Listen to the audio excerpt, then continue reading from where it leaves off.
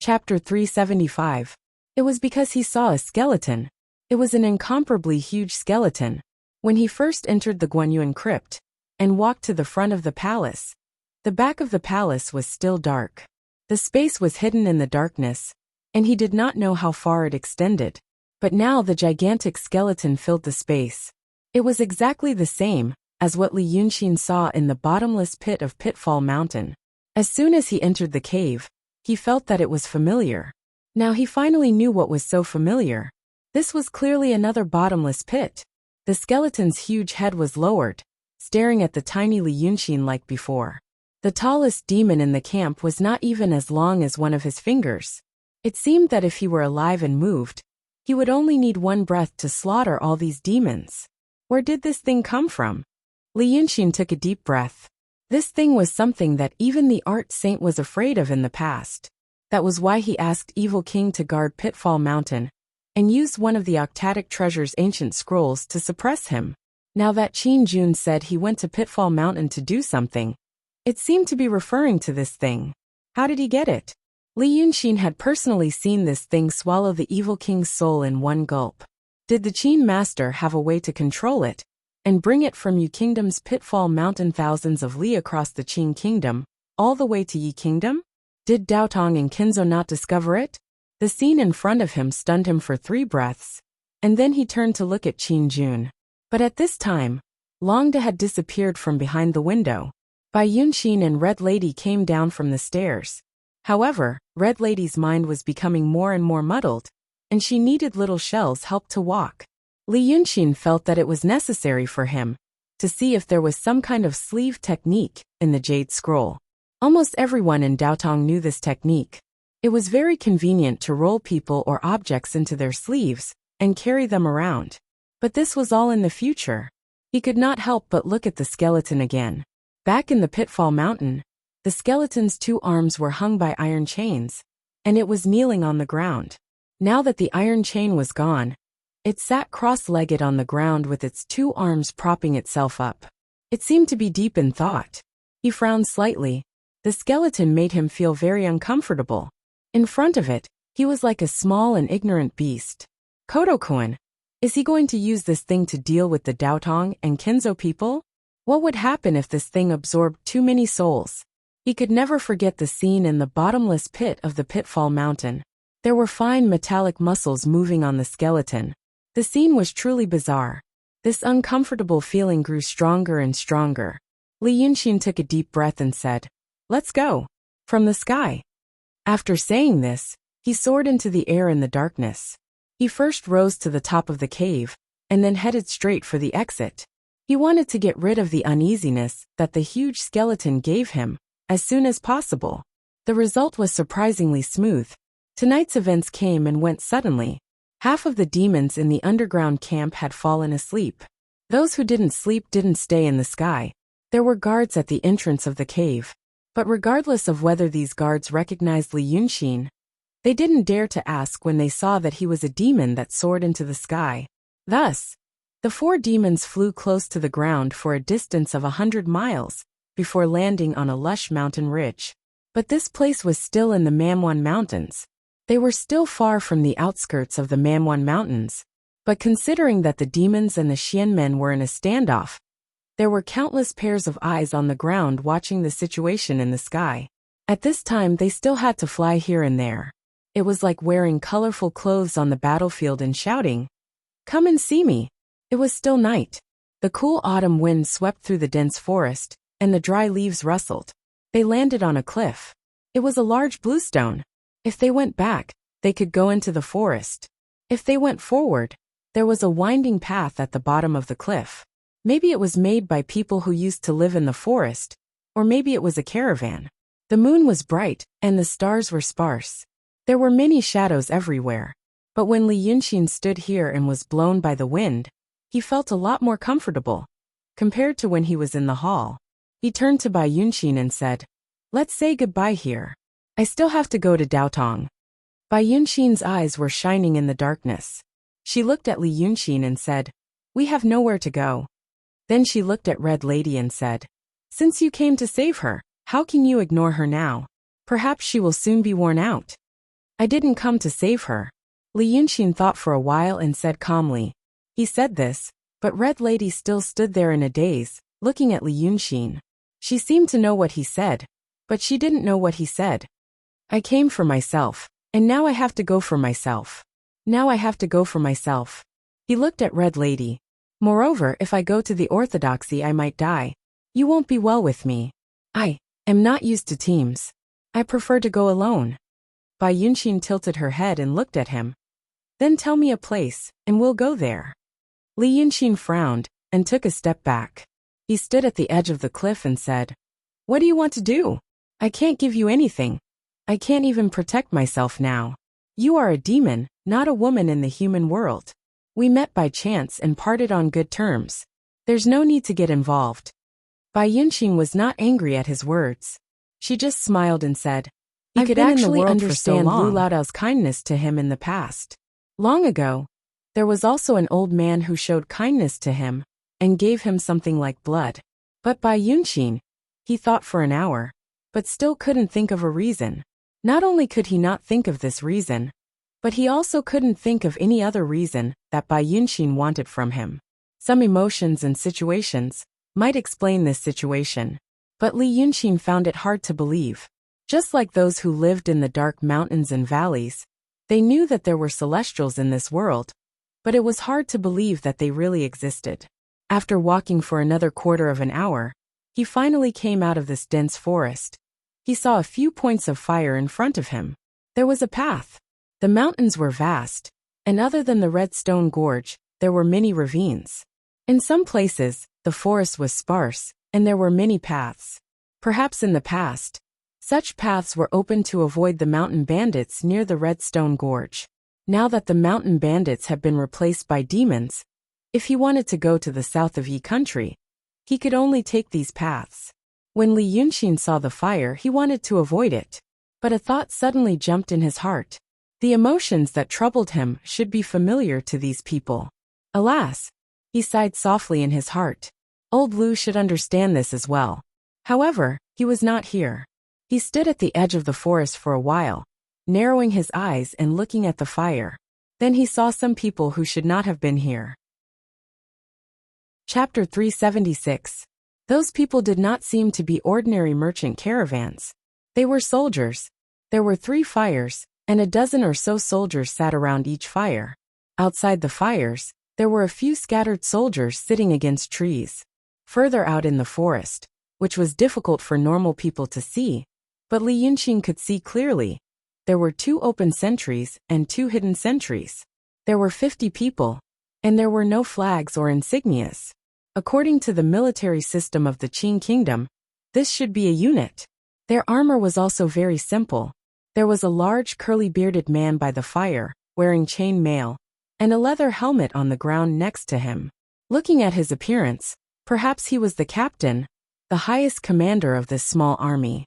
There were 5 other people by his side wearing soft leather armor. None of them had taken off their armor, and they all had helmets. These 5 people should be platoon leaders. In the Qing army, 50 people formed a squad, and 10 people formed a platoon leader. The rest of the soldiers only wore leather armor on their upper bodies, and had green cloth wrapped around their heads. Some held spears, some used knives and shields, and there were 5 archers. This unit had all the essentials. They attacked and retreated. In this era, they could be considered a well-equipped elite army. Li Yunxin swept this information into his mind at a glance. Then, he saw nearly 30 horses in the forest outside the group. But these horses did not all seem to be used for battle. Other than the 5 long-legged horses, the rest were sturdy short-legged horses. They were not used for battle. They were used to transport goods. The goods were carried in coarse sacks. They had been taken down and piled up in one place. There were also 2 soldiers standing guard. Li Yunxin realized that he must have run into a group transporting red earth to Tongtianze. When he had killed his way into Red Stone Gorge, he had seen some monsters wearing armor that was clearly much smaller. Those armors were probably the result of their looting of passing troops. In fact, this point was very thought-provoking. The Yi Kingdom was next to the Li Kingdom and the Qing Kingdom. The Li Kingdom was the largest country in the world, and the Qing Kingdom was not small either. He had heard that the Qing Kingdom's military system was a recruitment system. The soldiers were all professional soldiers, and the number of soldiers was around 100,000. There was no war at the moment. If the emperors of Qing, Yi, and Li kingdoms truly wanted to help Daotong and Kenzo, and send out a mighty army of hundreds of thousands, and use millions of commoners as backup support, not to mention the mountains, the entire Yi kingdom would have a sentry every 5 steps, and a sentry every 10 steps. But now, within the borders of these countries and the mountains, there were no armies of human empires to suppress them. Instead, there were many small teams coming and going in the mountains. Perhaps the emperors did not want to contribute to these things? Or could it be said that the celestial sect of wonders was unable to control the dynasty in the secular world? However, these thoughts only spun around in his mind for a moment. Li Yunxin decided to go with them, other than the reason he had thought of before. Since this team was transporting red clay, they had to contact the Daotong Kenzo people. He could actually follow them to take a look at the base level and see the situation of the celestial sect of wonders. The information obtained this way would be much more reliable. Or perhaps, the environment the team was in made him think of a scene from a few months ago that seemed to have happened many years ago. At that time he was still human. Thus he sat down beside an old tree. Leaning against the tree, he raised his head slightly and closed his eyes as if he was taking a nap. In reality, he was listening to them talk. He activated his magical power. The conversation between the team and the 5 squad leaders was pulled out from the sound of wind, fire, and people. It crossed a long distance and became clear. He listened like this for nearly an hour. During this time, the 6 officers only chatted intermittently. Occasionally, they would rise to order the soldiers to pay attention to their duties and be more vigilant. When they chatted, they talked about unimportant things, such as how someone was sick in a certain fire, how someone's leg was acting up, how someone seemed to be homesick, or how someone had a conflict with someone else today. They were all matters between soldiers, bits and pieces. But these 6 officers seemed to be very familiar with each other. In this era, they could be considered good officers who loved their soldiers as if they were their own children. Then they talked about their own families, whether their sons would join the army or open a shop in the future, or whether a certain commander had a wife somewhere. Li Yunxin should have been anxious and didn't want to listen. He should have been anxious to listen to something more useful to him, something that could give him a chance to sneak into the team. But for some reason, perhaps Bai Yunxin's words made him hesitate and confused. Slowly, a warm and tired feeling of comfort crept up his body. He suddenly felt that it was actually good to listen to them. Demons, cultivators, fighting, killing, eating people, scheming.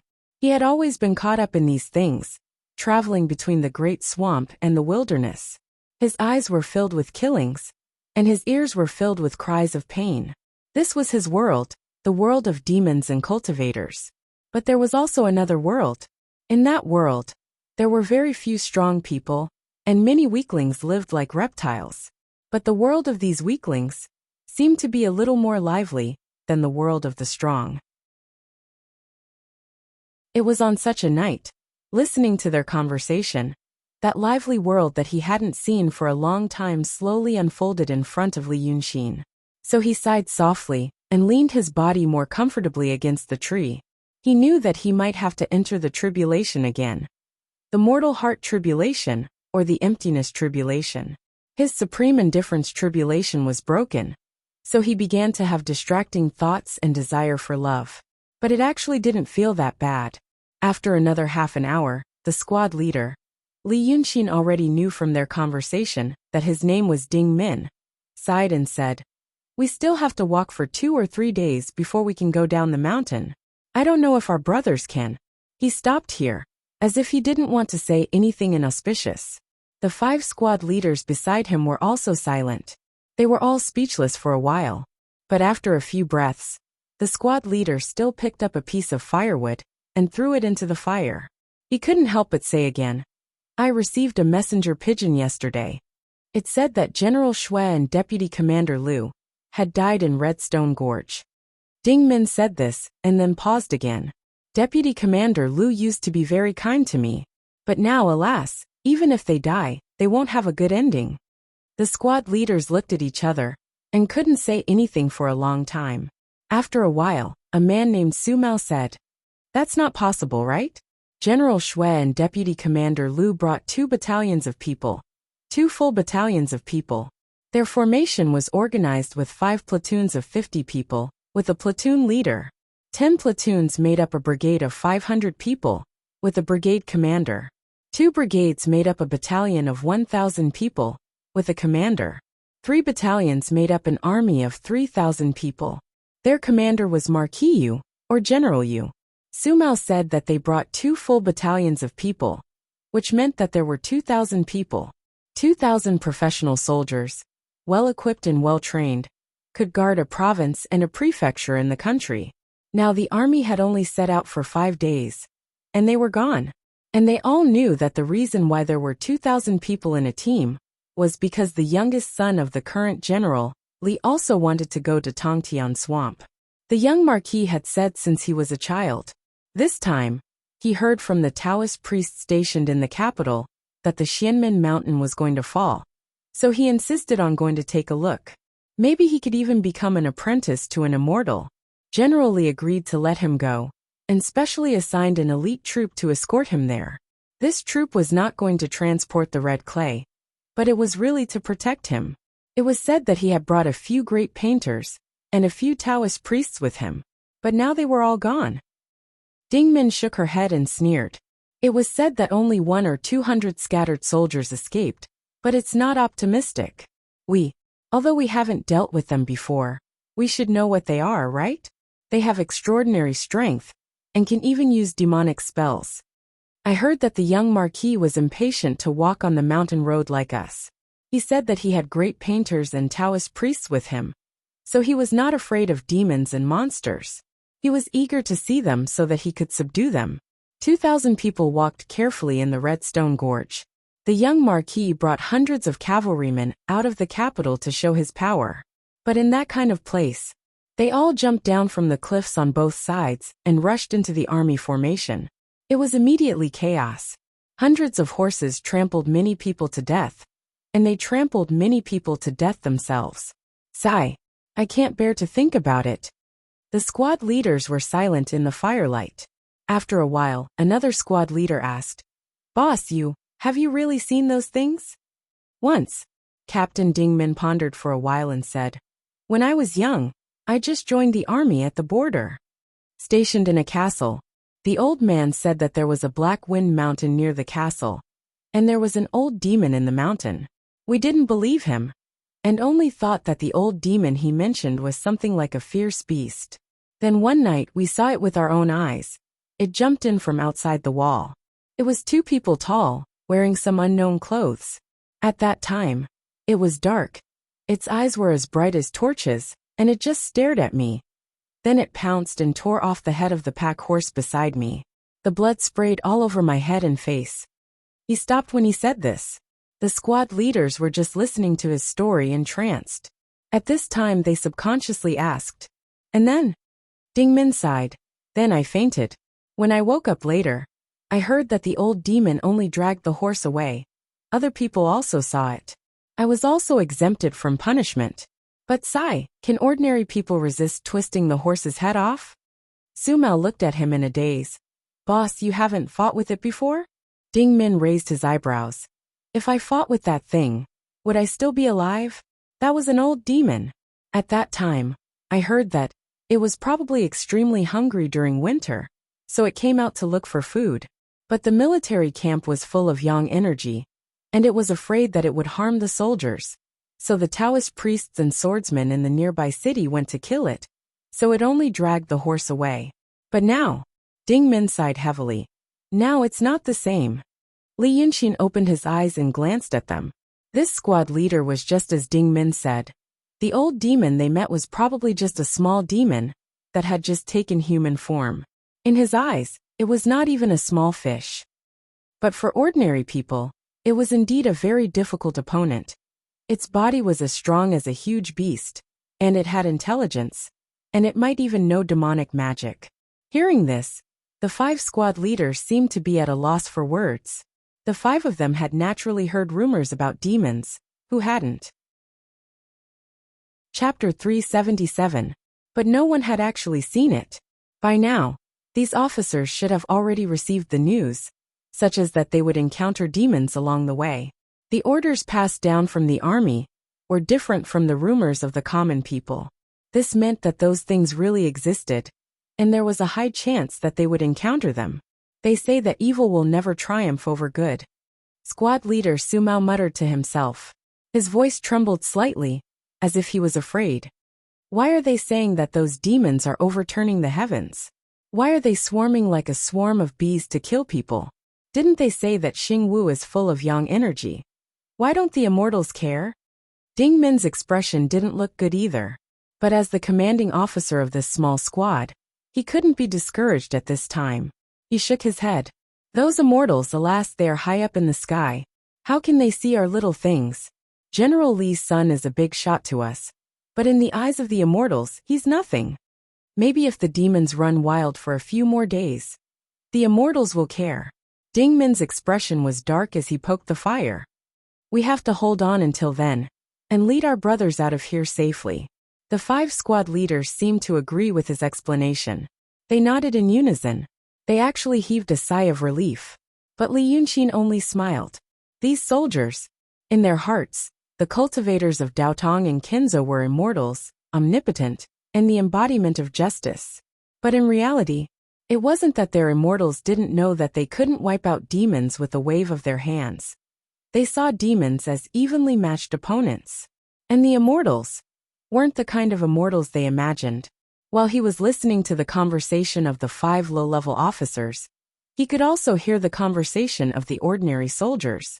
And those soldiers didn't seem to know about the existence of demons. The terrifying inside information was only reported to the squad leaders.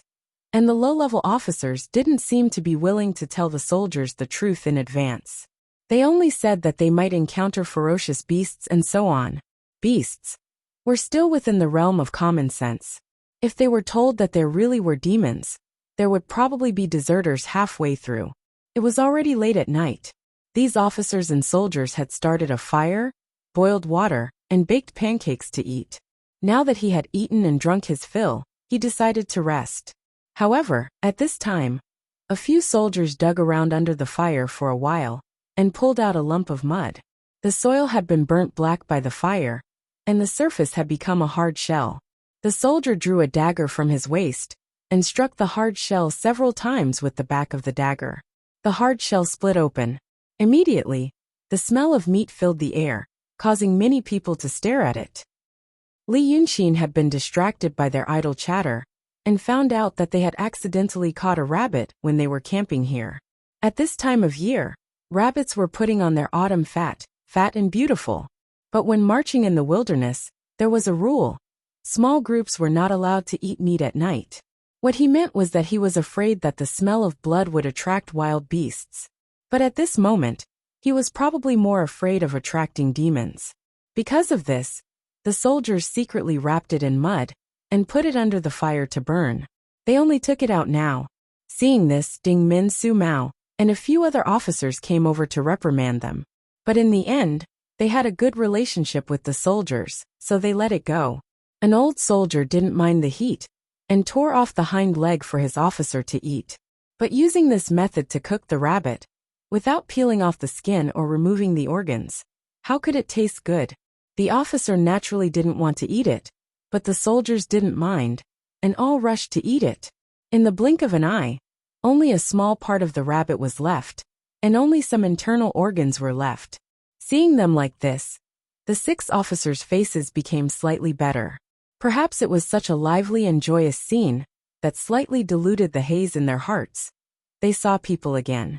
It was at this time, a cold wind suddenly blew in the forest. This cold wind, even the most careless person would feel strange. The wind brushed against the tips of the grass, and although it wasn't strong, it blew the bonfires, making them flicker, as if they were about to be extinguished. Although it was a cold autumn night, this wind was even colder. It directly blew through the armor and thin cotton clothes, chilling them to the bone. As a result, The slightly noisy camp suddenly became strangely quiet. The soldiers looked at each other with unswallowed food in their mouths, and the 6 officers' faces were even worse. They immediately tightened their grip on the hilts of their swords and shouted at them to be alert. After the time of 3 breaths, the cold wind dissipated. The forest returned to peace, as if nothing had happened. But not far away, in the darkness of the forest, an old man slowly walked out. This old man's face was wrinkled to the point that his eyebrows couldn't be seen clearly, and his face was full of wrinkles. His sparse white hair was loosely tied up on top of his head, and only a few strands of his beard were left. But he wore a red robe and carried a wooden crutch.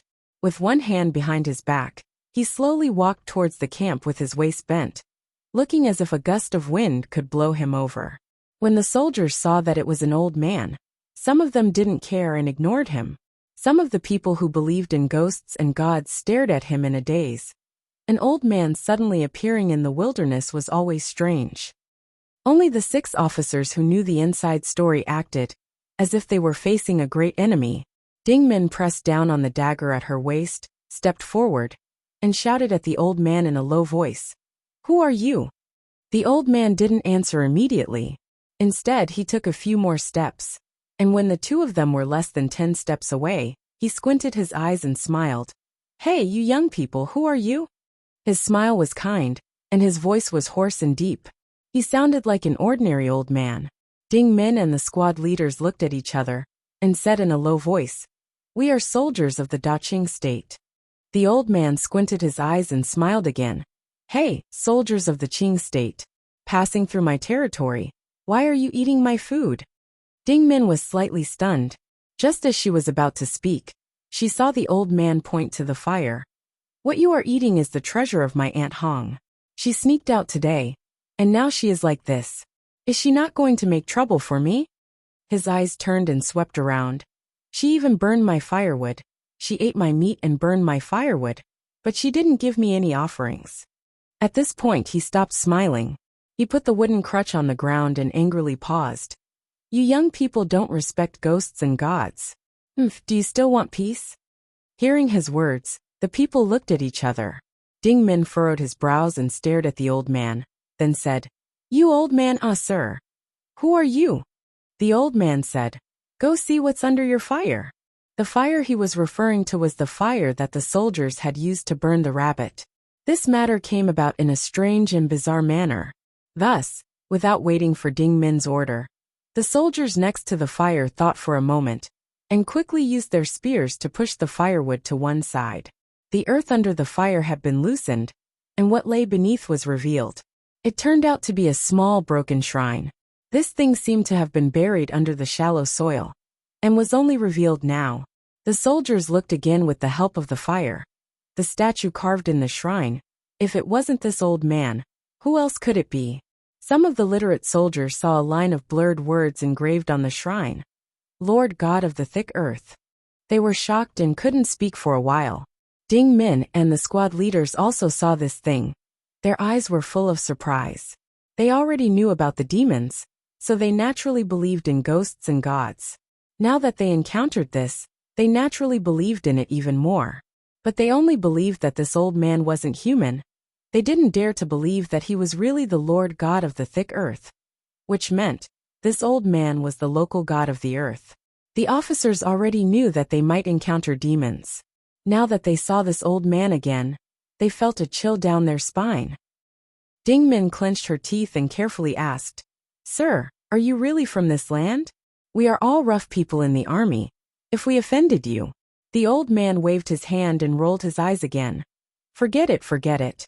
After saying that, he glanced at the rabbit's bones and internal organs next to the fire. Suddenly his mouth wriggled. His face looked like it was about to change shape. He hurriedly turned his head away and coughed a few times in a pretentious manner. Li Yinxin had been watching coldly from the beginning. From the moment the cold wind swept past. Of course, he could see that it was a demonic wind. Its aura was mixed and impure, and its demonic energy was also low. It could be seen that the spirit that created this demonic wind was probably only at the realm of intent. It hadn't even transformed into a human form, and could only use a camouflage. At this moment when this earth turned around and coughed again, Li Yunqin saw clearly. How was it coughing? It was obviously seeing the bones and internal organs, smelling the yang energy aroma of human cooking. It was so greedy that its camouflage couldn't hold on any longer. So it hurriedly turned its head, and the half of its face revealed its original form. It turned out to be an old fox with red fur, so old that only a few strands of its beard were left. It opened its mouth and licked its lips with its scarlet tongue, then coughed a few times and transformed back into a human face. It then turned its head again, squinted its eyes, and tried not to look at the food, and said, "Forget it, forget it.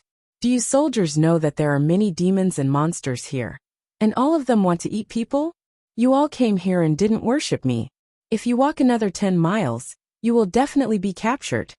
Then, its eyes turned and swept across the horses in the forest, and then looked at the goods piled up and said, "You all need to follow me. I will bring all of you to the west and take another path. Only then will you be safe." If it was a normal commoner or merchant group meeting such a person on such a night, they might have believed it. In this world, normal people feared ghosts and gods, unlike the prosperous world that Li Yunqin came from. As a result, some of the soldiers were terrified and took his words seriously. However, Ding Min started to frown. She thought about it silently for a while, holding onto the knife on her waist, and walked step by step toward the earth. When she was a step away from him, she stopped and bowed, saying, "Honorable God above." The night was dark. Using the darkness of the night, Ding Min's right hand reached into her sleeve. When these 4 words came out of her mouth, she suddenly straightened her back. There was a yellow talisman in her hand. Li Yunqin heard it from him before. She also knew that there was such a talisman along with the possible encounter with demons order. After a series of whistling sounds that sounded like a torrential rain, a few howls suddenly rang out from the forest. These howls did not belong to humans, but to wild beasts and domestic dogs that had been injured. Hearing this sound, the soldiers were slightly relieved. Since it could be injured by bows and arrows, it must not be some extraordinary thing. When it came to sabers, horses, bows, and arrows, there was no one better than them in this world. As a result, Ding Min shouted again, "Saber and shield bearers, go and drag him back for me to see." Immediately, another 5 saber and shield bearers came out. They lowered their bodies and held their shields in front of them. Another 5 bearers with spears followed behind them and pushed them into the forest on the west side. At this time, the chilly wind had weakened a lot, but the fishy smell was getting stronger. In the forest, the old man from before was cursing again. It was nothing more than something like, "If you dare to hurt my children and grandchildren, I will make you die a horrible death." But now, the people were not very afraid anymore. They just thought that he was bluffing. After a while, the saber and shield bearers and spear bearers who went into the forest came back. They were dragging 3 bloodied creatures that were still whimpering and struggling. Everyone looked at them carefully. They were 3 old foxes. Ordinary foxes were slightly smaller than domestic dogs. But these 3 old foxes were the size of calves. Their whiskers were like steel needles. The 4 scouts from before were no longer breathing. They were probably ambushed and had their throats bitten off. But now these soldiers were armed and vigilant. The longbows used in the army were far more powerful than ordinary hunting bows. Even if these 3 old foxes had thick skin and great strength, they still couldn't handle 10 archers who had been trained for many years. One of them was pierced through the head and died on the spot. The other 2 were wounded in the waist and abdomen. They also didn't have any strength left. Ding Min pulled out his saber and stepped on the head of one of the foxes. The fox was in pain and struggled on its deathbed. It bit the back of his foot, but the fox was already on the verge of death and didn't have any strength left. Ding Min's army boots were also embedded with thin iron plates, so he wasn't afraid of it biting. He kicked its mouth open and stabbed the knife into its eye socket, stirring it a little. The old fox immediately stopped breathing. The soldiers cheered loudly. Their morale was boosted. Ding Min let another old fox out. He pointed his bloody saber at it and shouted, "Chop it up for me. Avenge our dead brothers." The soldiers cheered loudly. They pulled out their sabers and rushed forward. In an instant, The old fox was chopped into meat paste. At this point, no one was afraid of the chilly wind in the forest anymore. The old monster was chattering non-stop, but the soldiers were also shouting and cursing. They hit their sabers and shields, inviting the enemy to fight. Ding Min saw that the time was right and shouted, "The road to Tongtian Swamp is dangerous. It's hard to avoid encountering this kind of monster. But look carefully now. What kind of monster is afraid of the heavenly Tao? We have sabers, horses, bows and arrows in our hands. Even if the monster king comes, we'll kill him on sight." The soldiers cheered again, but although Ding Min said that, he didn't underestimate the enemy. He told them to gather together, and didn't take the initiative to attack. After a short stalemate, pairs of green eyes appeared in the darkness of the forest. They were the eyes of a ferocious beast. There were more than 10 of them. They kept moving back and forth, as if they were looking for an opportunity. These were probably the descendants that the old fox had ordered. Ding Min stared at them. When she saw that they were a little denser, she immediately ordered the archers to shoot. But the foxes were smart and dodged quickly. After 4 rounds of shooting, only one was killed and one was injured. So Ding Min ordered the sabers and shields to guard the periphery, and gave Su Mao a look. The two of them had been friends for many years, and understood each other's intentions. Seeing the look in his eyes, he immediately raised his voice and asked Yen Er, "How many arrows are left?" Yen Er and a few archers checked. Just as he was about to say something, he saw Su Mao's look again. He quickly swallowed the words he was about to say and said in panic, "Not much, but there are only a few left. What should we do?" As soon as he said that, the old fox, who had turned into chilly wind and was wandering in the forest, laughed wildly and shouted, "Good, good, good. Children, go and tear them apart." As soon as he said that, more than 10 ferocious beasts the size of calves rushed out of the forest and fiercely pounced over. Li Yunqin had seen hundreds of people fighting a dozen demons in human form in Rong City.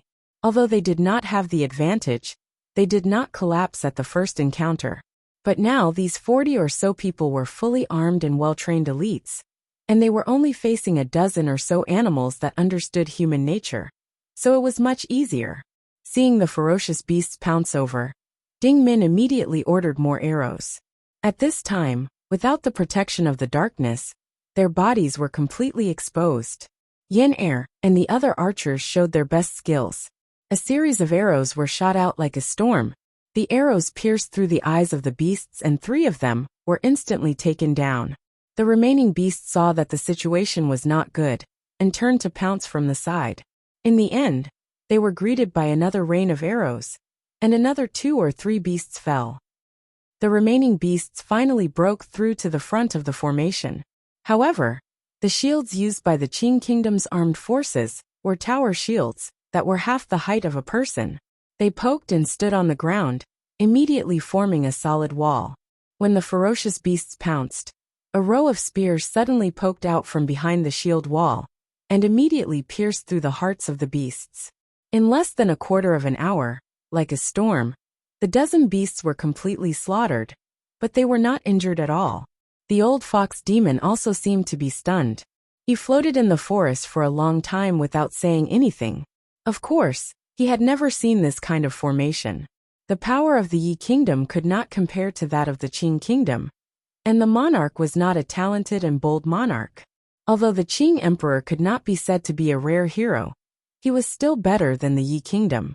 Additionally, the Qing Kingdom was rich, and the armed forces were well-equipped and well-trained. The old fox demon had lived in the forest for many years. Although his reputation was impressive, he usually only saw merchants and bandits. He had never seen the killing methods of professional soldiers.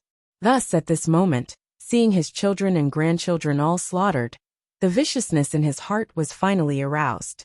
It was not that he did not have other methods. He just did not want to use them. He had originally been a wild fox who had achieved enlightenment and cultivated his intelligence. He pretended to be mysterious and displayed his magical powers nearby. In the end, he tricked the ignorant mountain people into giving him a position as a god of the land. Then, he enjoyed some scattered incense and spent hundreds of years before he was able to take human form. For a demon to take human form, It took a great deal of demonic power. The old fox's cultivation was at a bottleneck and had not completed it. Thus, at this time, he knew that the great demons were going to stop the passing human carriages. Only then did he have evil intentions. He wanted to do it himself and ask for a reward from the great demons. If a miraculous elixir were to be tossed over, his transformation would be guaranteed. Who would have thought that he would run into a difficult opponent and lose a large number of his children and grandchildren? How could he endure this? Because of this anger, he became even more daring. Even if he had to sacrifice more than 10 years of cultivation, he had to make these hateful people stay. Thus he abruptly cried out, "What a group of evil thieves! Come and have a taste of my chaotic mystic yellow wind." As soon as he finished speaking, there was a loud bang.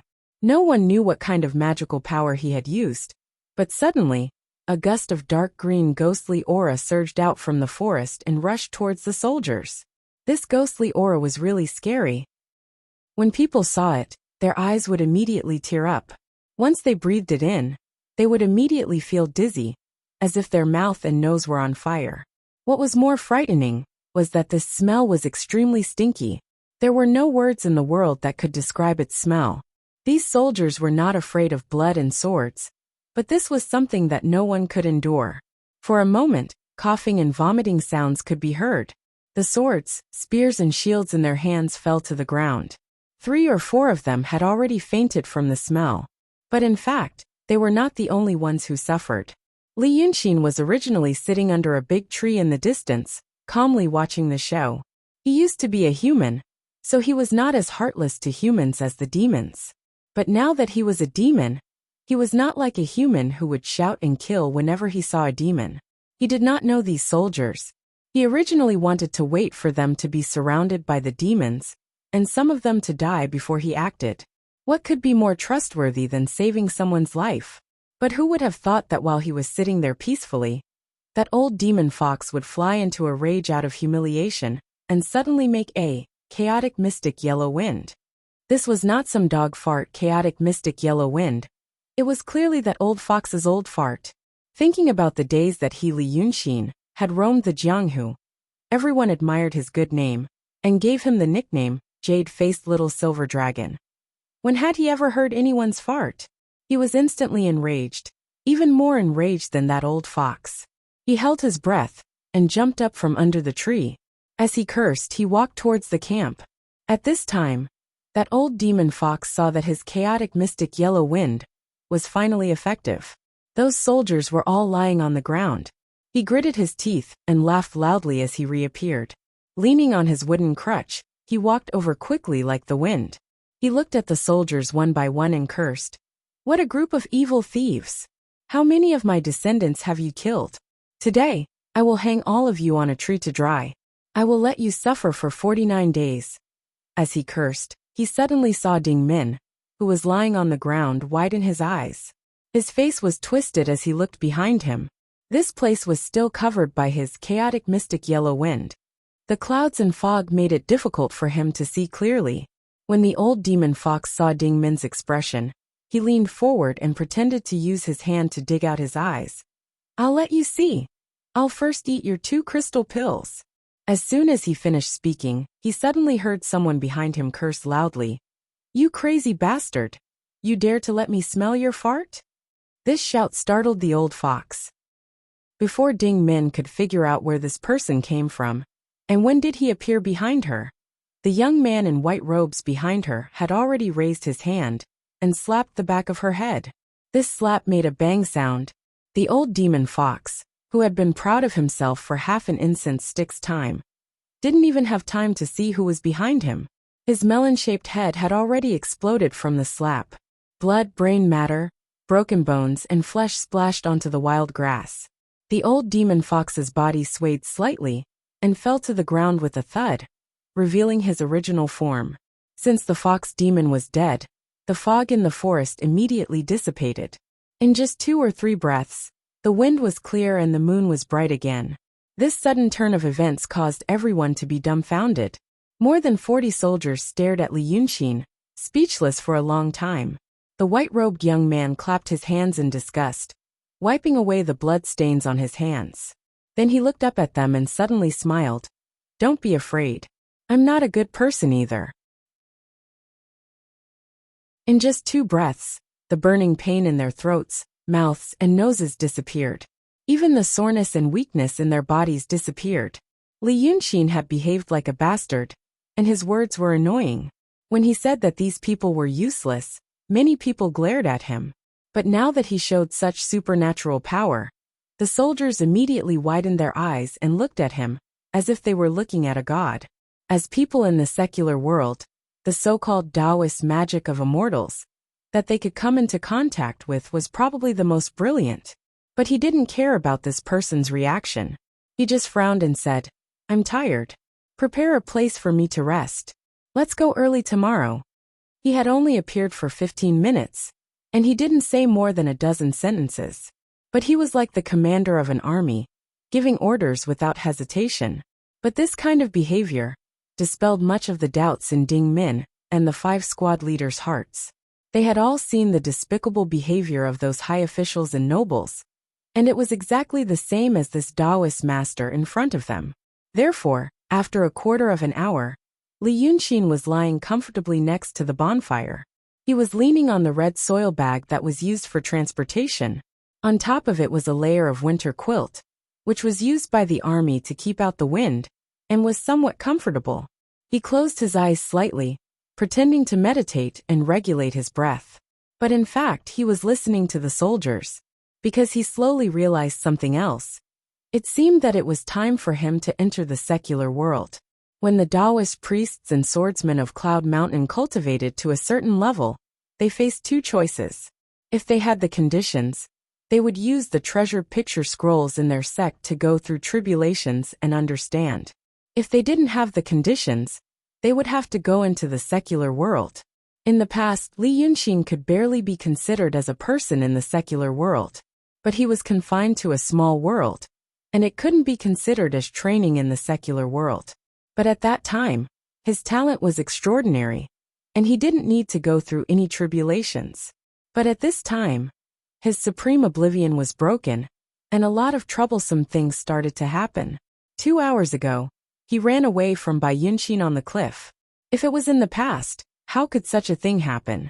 There were no obvious signs of the arrival of emotions, desires, and tribulations. Many people even fell deep into the tribulations and didn't know it until the last moment. Hesitation and confusion might just be a momentary loss of self-control. Or it could be that your tribulations have come. Li Yunxin didn't have a teacher, so he didn't know how to go through tribulations and what they were. But in fact, even the cultivators in Cloud Mountain Xianmen, who had teachers, at the level of the true state, who could say that they had full confidence in guiding him in terms of the state of mind. Cultivation was not a safe thing to do. Therefore, he spent a little effort to run to this group of soldiers. First, he wanted to see what this red soil was. Second, he wanted to quietly sneak into Xuanmen's camp to observe the environment. Third, he just wanted to get along with more people. To get along with these ordinary, lowly mortals who had sadness and joy. With his current state, he was different from the past. Therefore, he could hear the conversation between Ding Min and Su Mao next to the bonfire in the distance. This Taoist doesn't look like a good person. Su Mao glanced at Li Yunxin worriedly, then quickly looked away. Did you see him kill someone? As he said this, the other 4 squad leaders echoed. None of them climbed up the ranks by relying on their background or power. If they really had a background or power, who would do this kind of job? They had all started out as foot soldiers, gaining experience, accumulating military merits, and slowly being promoted.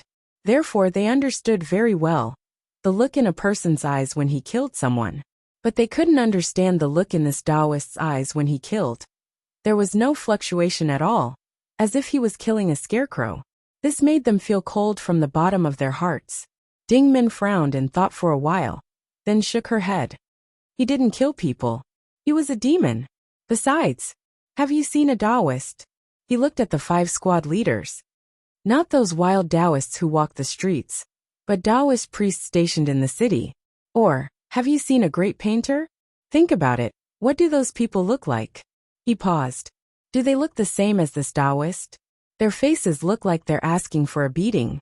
He lowered his voice when he said the last sentence, but it caused the 5 squad leaders to chuckle after a momentary pause. Therefore, the atmosphere eased up a little. Dingmin continued, I've seen him once. That time, I went to the capital with AI Deputy Commander Liu. I caught a glimpse of a Taoist priest from the Taoist sect in the distance. His expression and behavior were similar to this one. Those people can't be treated as humans. Since he saved us, he must be a Taoist priest.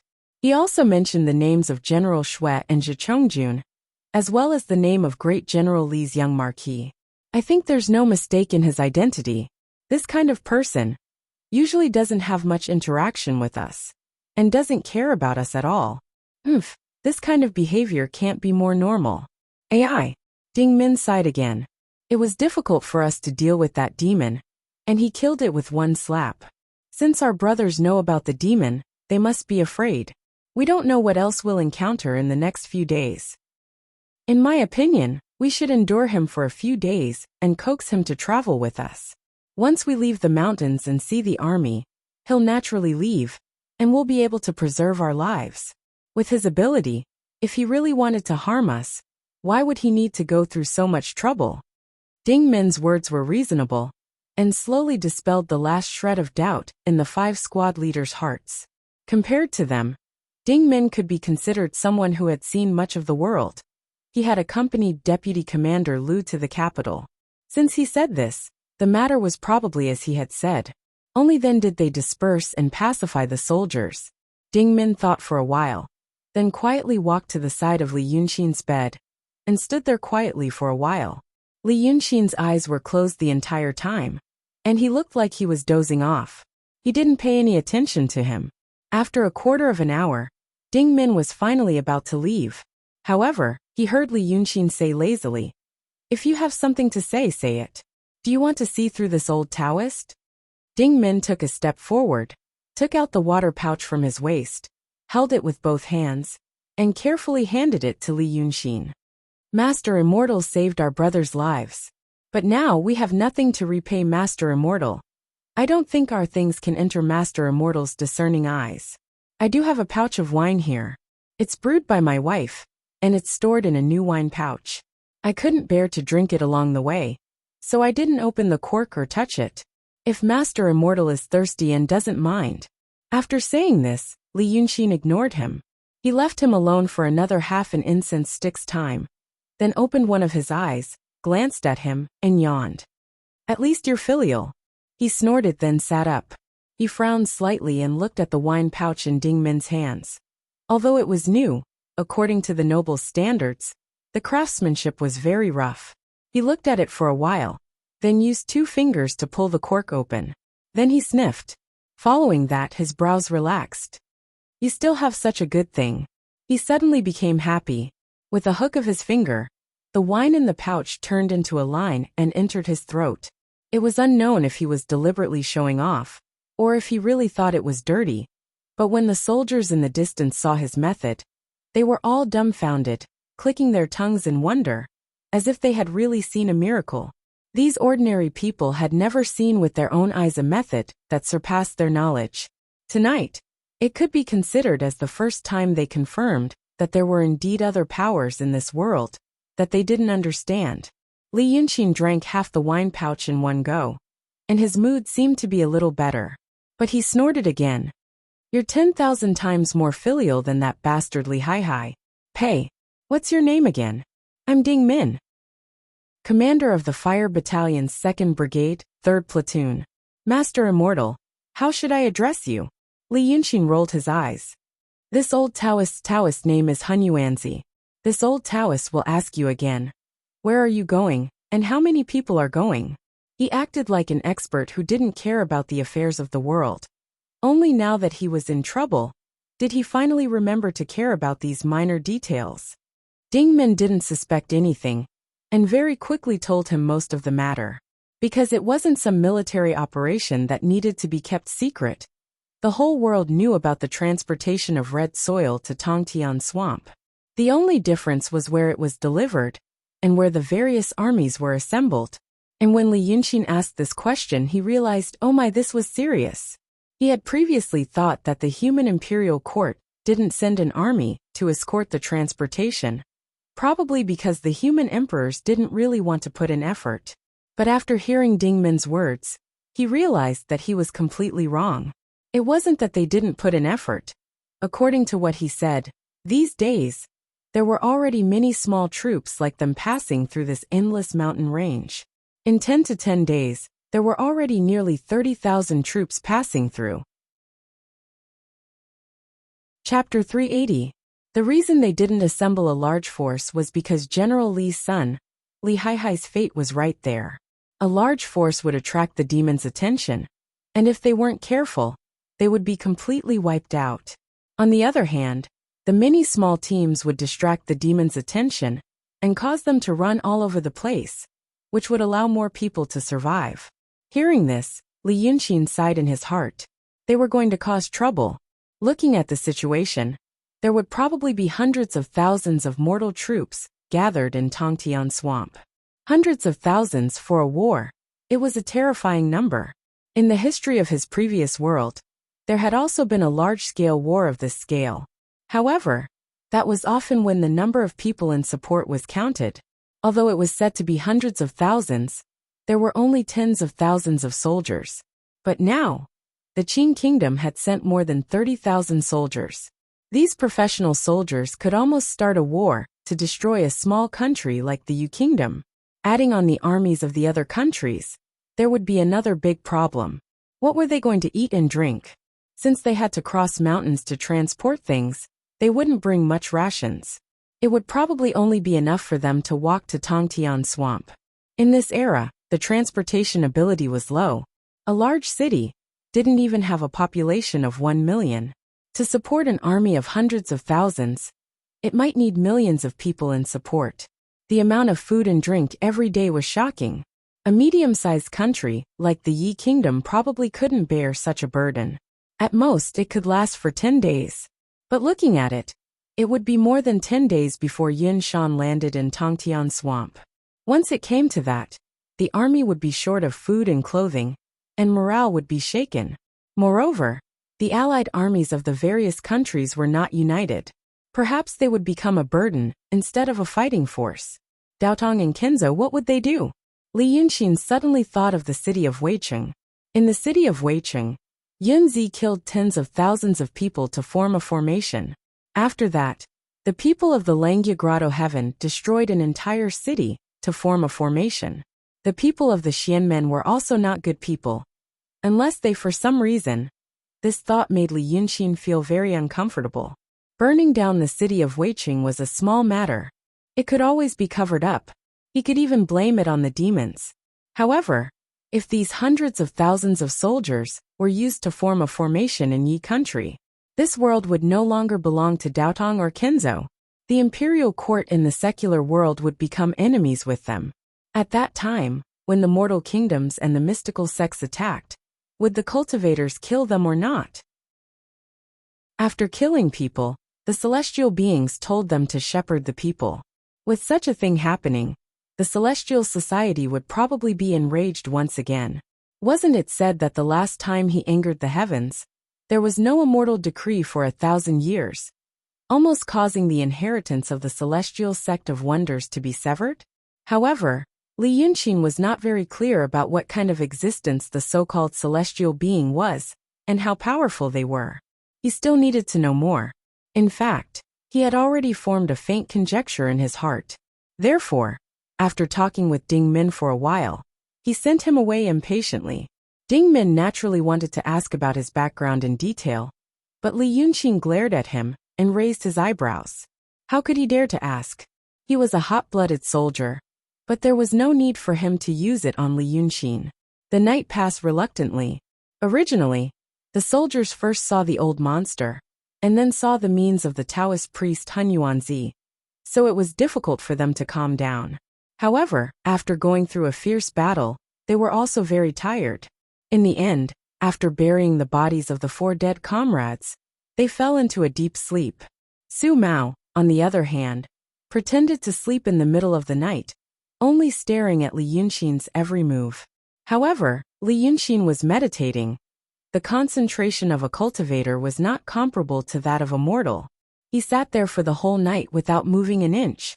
When the sun was about to rise, Su Mao also fell asleep. Then, the morning fog gradually dissipated, birds chirped, and rays of sunlight shone through the gaps between the branches and leaves. A new day had arrived. After a little rest, the small team set off again.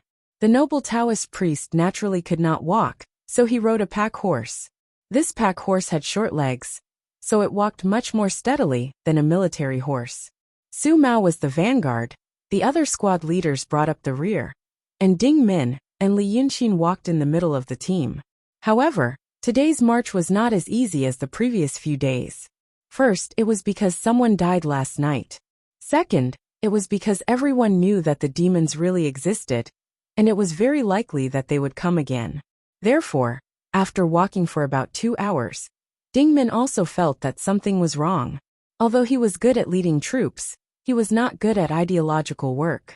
He only thought that if they could meet another demon and ask this Hunyuanzi Taoist priest to kill it, perhaps their morale would be boosted. They walked gloomily for the whole morning. When it was noon, they found a mountain call to take shelter from the wind and rested there. They started a fire to cook. The soldiers gathered in 2s and 3s to eat, and then talked about what happened last night, inevitably revealing a sense of dejection in their words. Occasionally, wild beasts passed through the forest making noises. There were also people who grabbed their weapons in a panic to be on guard. Ding Min sighed. She broke the biscuit in her hand and frowned. If this continues, we won't last more than a few days.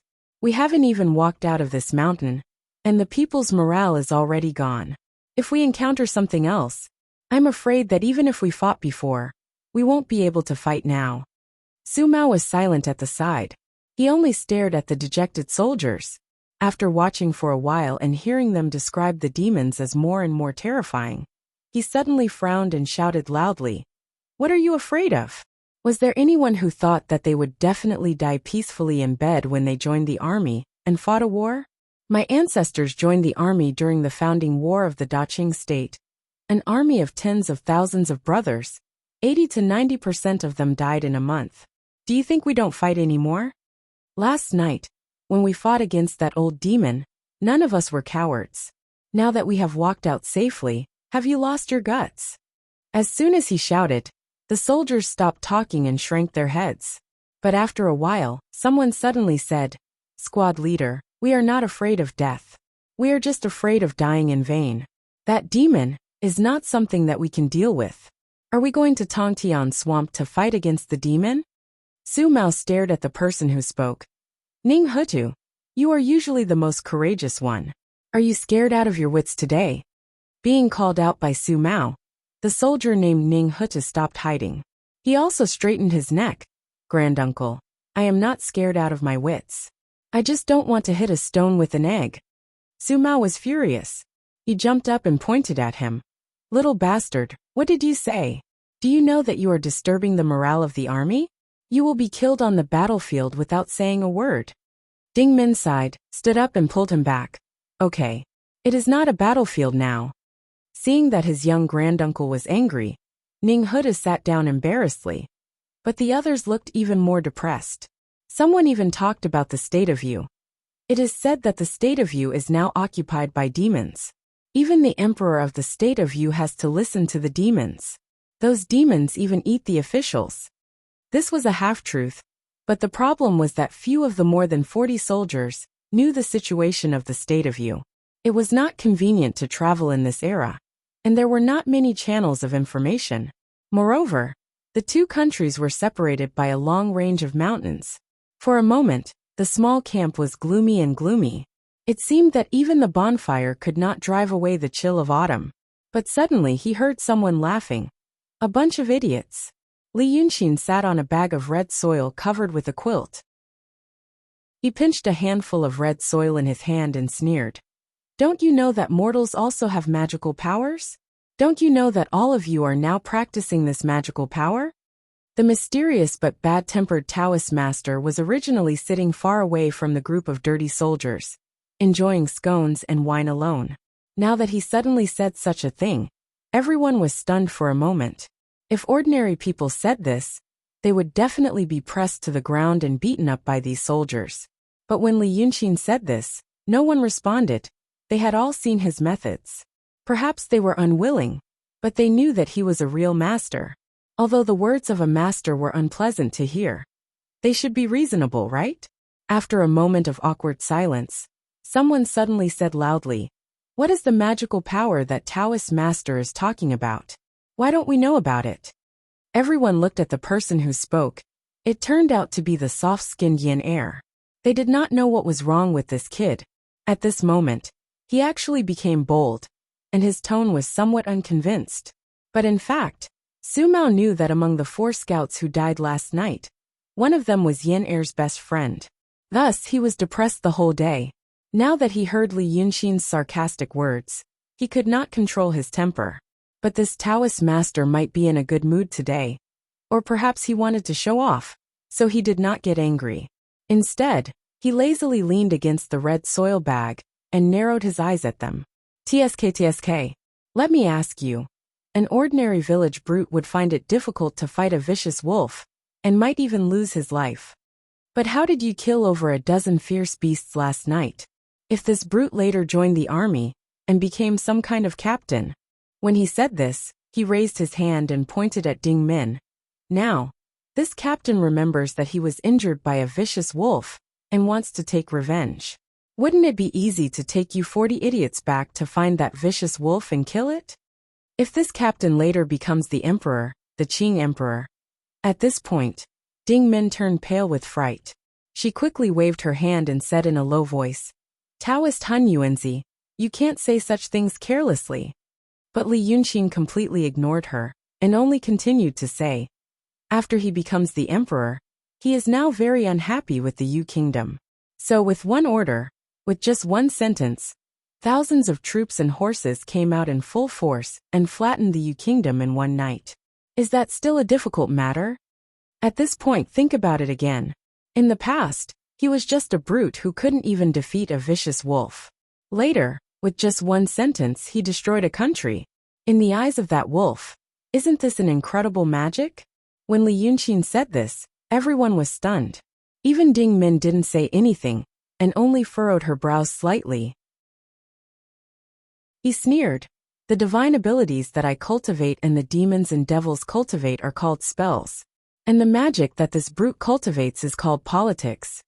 You're born as humans, so you're used to the supernatural power of politics, and you're used to it. Until last night, when you saw the demon's magic, you felt it was incomprehensible and terrifying. But think about it. When those normal beasts saw you, dozens of people walking together for no reason, working together to divide the work and kill, did they not find it incomprehensible and terrifying? This worldly people's magic of politics has been cultivated to the peak. For example, your Qing emperor 500 years ago changed dynasties and became emperor. Immortals overturned rivers and seas with the raising of their hands and feet. Could your emperor not use one sentence to flatten mountains and fill rivers? This Ding Min only needs one sentence to have you all kill and die. Does no one find it strange?" After saying this, he snorted and went back to minding his own business and drinking his wine. It was the soldiers in the camp who looked at each other. After a while, they reacted and whispered to each other. No one had ever thought of what Li Yunqin had said. Although it sounded absurd and uninhibited, thinking about it carefully, it made some sense. In this world, other than humans, what other animal could create dynasty after dynasty, build city after city, be equipped with armor like them, and kill a dozen ferocious beasts unscathed? Could it be that it was already very mystical, but he had gotten used to it? Regardless of whether these soldiers thought it through or not, after hearing Li Yunqin's words, some courage grew in their hearts, even if the situation had not changed, and they were still the same as last night. Ding Min froze for a long time, before he walked in front of Li Yunqin, and cupped his hands in salute. "Ding Min has benefited greatly from your words. It is also thanks to your words that these children..." Li Yunqin twitched his mouth. "I can't be bothered to cheer you on. It's just that I see you are filial, and can't bear to see a group of idiots ruin my mood. He looked young but always said that Ding Min, a man who had already passed his prime, was filial. Ding Min did not care. He had seen the world and knew that these cultivators only looked young. This Taoist priest Han Yuanzi's personality was actually very similar to the old man and his family. When people get old, their temperaments become strange, and they become more like children. This Taoist priest Han Yuanzi should be in his 60s or 70s. His cultivation is profound after all. Ding Min thought so in his heart. Thus he only bowed again, took 3 steps back and walked away. When he returned to the fire and sat down, he felt that the atmosphere was much livelier. Su Mao glanced at Li Yunxin and said to Ding Min, "This Taoist master doesn't have a bad heart." Ding Min smiled shamefully. "I thought that he really wanted us to serve him. That's why he saved us. But now, he killed an old monster with 1 slap. This kind of old immortal doesn't need anyone to serve him. Maybe he is afraid that we will encounter demons again and wants to protect us." After saying this, he thought for a while and said, "I think so. What do you think?" "I hope so." Su Mao frowned slightly. It can be said that he saw General Shui and his men being slaughtered by demons, but was powerless to do anything. Now he feels guilty. It can be said that he has other intentions, but he doesn't look like a bad person. In my opinion, boss, let's... At this time, they suddenly heard rustling sounds coming from the west side of the forest. It did not sound like a beast. Then, a soldier in tattered clothes rushed out of the forest. Seeing their camp, he was slightly surprised at first and then shouted, "Run! There are demons!" Chapter 381. If this soldier had appeared earlier, before Li Yunxin had said those words, perhaps one word would have caused chaos in the camp. But at this moment, Li Yunxin's words were still ringing in their ears. Seeing him like this and hearing his words, the soldiers did not panic. Instead, everyone first looked at Taoist Han Yuanzi, and then at his team leader. But the deserter had no intention of arguing with them. The shout was probably a subconscious reaction. Seeing that they were indifferent, he ignored them and jumped down the hill, about to pass through their camp. At that time, they could see his appearance clearly. Based on the style of his armor, he did not seem to be a soldier of the Qing kingdom. There were bloodstains on his shoulders and legs, which did not look like his own. He held a short knife in his hand, but the knife was clean. It was obvious that he had turned and fled when he saw that the situation was not good. Thus it was fine that he did not have a weapon. But since he had a knife, how could they let him pass through the camp with a weapon? If a soldier from another country had rushed over like this, they would have shot him on the spot without saying anything. But because they had seen demons before, Ding Min only shouted in a low voice, "Take him down." Taking him down was easy. He was already staggering when he ran. A soldier stretched out his leg and tripped, immediately falling flat on his face. When he tried to get up again, 2 big men had already pressed down on him and held him down. This guy was probably really scared. He immediately struggled with all his might, shouting, "There's a demon! Can't you hear me? If you don't want to live, let me go." Ouch! As he shouted, he struggled with all his might. The 2 people actually could not hold him down. Su Mao immediately got up and walked to his side. He bent down and gave him 4 slaps. Slap, slap, slap, slap. He immediately became dizzy and did not shout anymore. Then he looked at him sternly. "Where are you from? What demon did you meet? Where are you? Where are your people?" But the soldier was stunned for a moment. He could only stare at him, unable to speak. Ding Min also stood up and slightly frowned. From his accent, he should be from the Yi kingdom. Then, she turned her head and looked around. Suddenly her expression changed. "Get up!" Footsteps could be heard in the forest. It sounded like there were a lot of people, but it was not chaotic. Rustling sounds could be heard as they passed through the forest with withered leaves. For a moment, it was impossible to tell how many people there were. 4 scouts had died last night, and they only stopped for a short rest at noon, so they did not send out any scouts. After hearing Ding Min's words, everyone picked up their armors and weapons. Just as they stood up, they suddenly saw a flash of cold light in the forest. It should be the sunlight reflected off the bright ironware.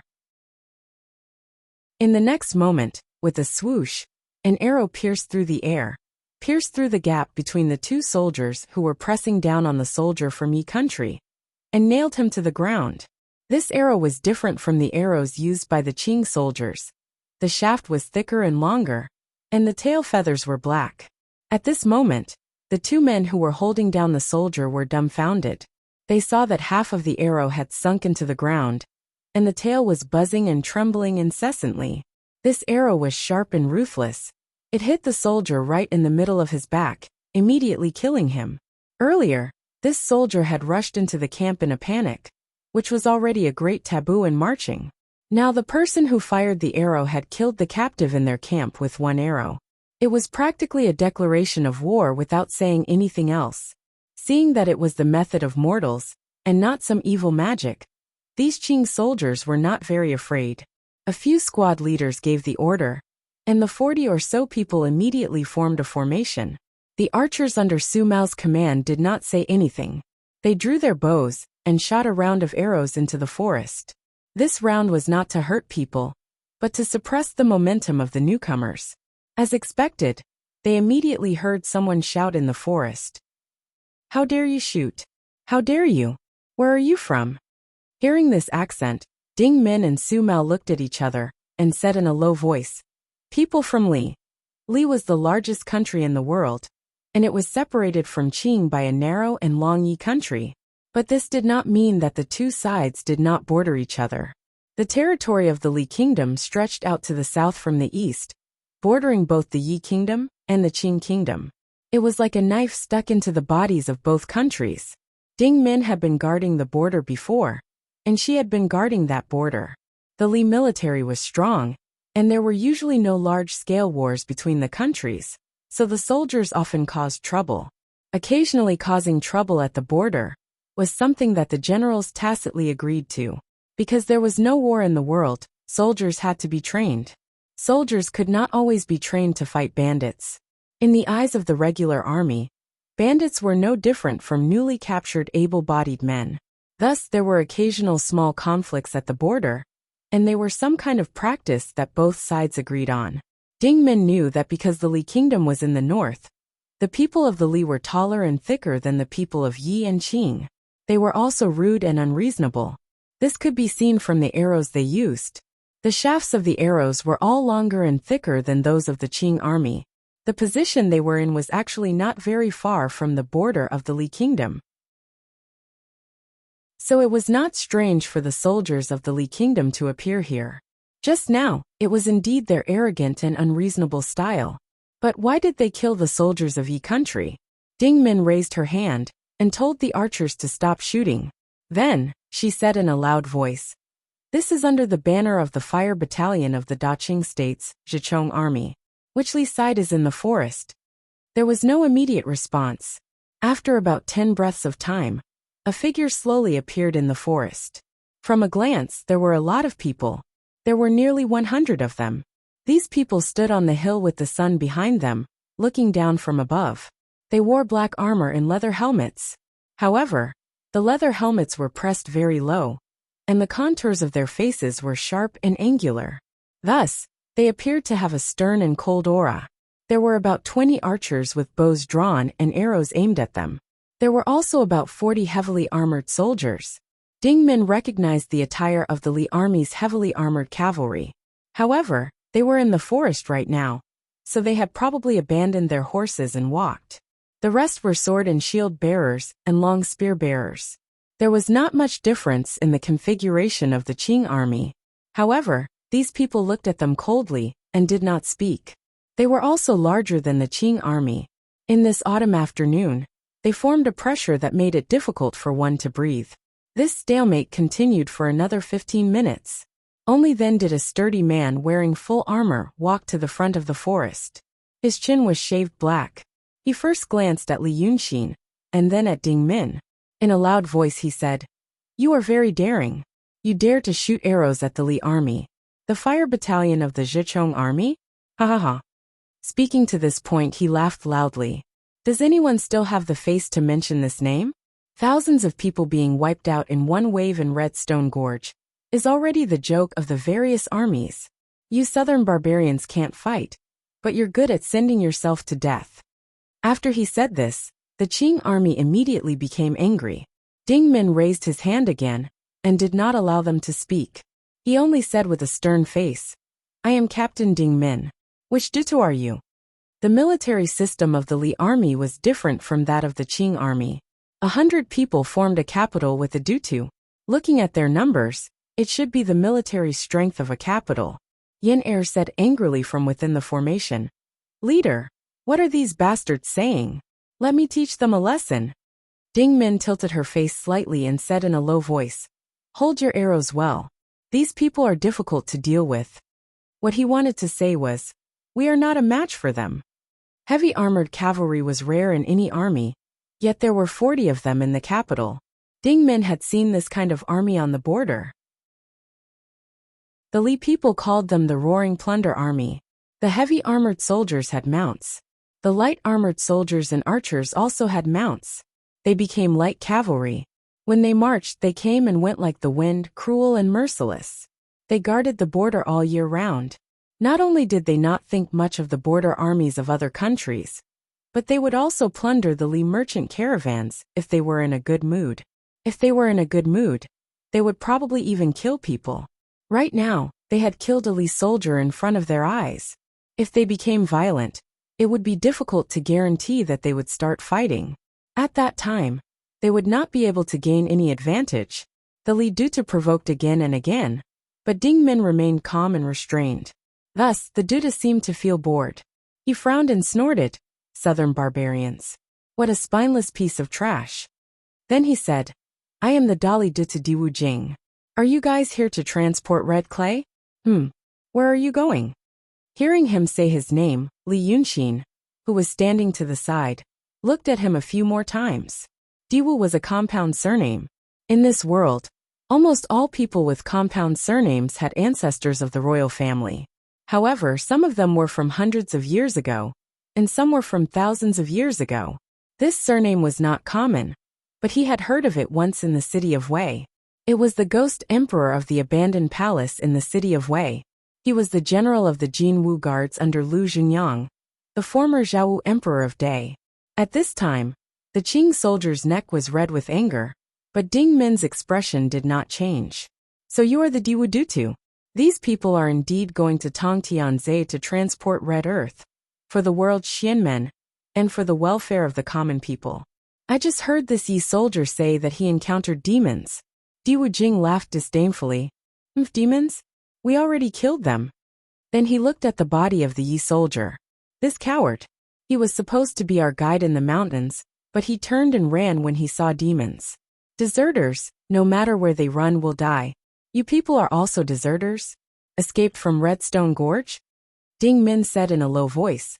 We are not deserters. We are. At this point, the atmosphere had already relaxed a little. Thus, when Diwu Jing asked arrogantly, Ding Min answered neither humbly nor overbearingly, making the matter clear. Their Li army had entered the Yi kingdom from the eastern border.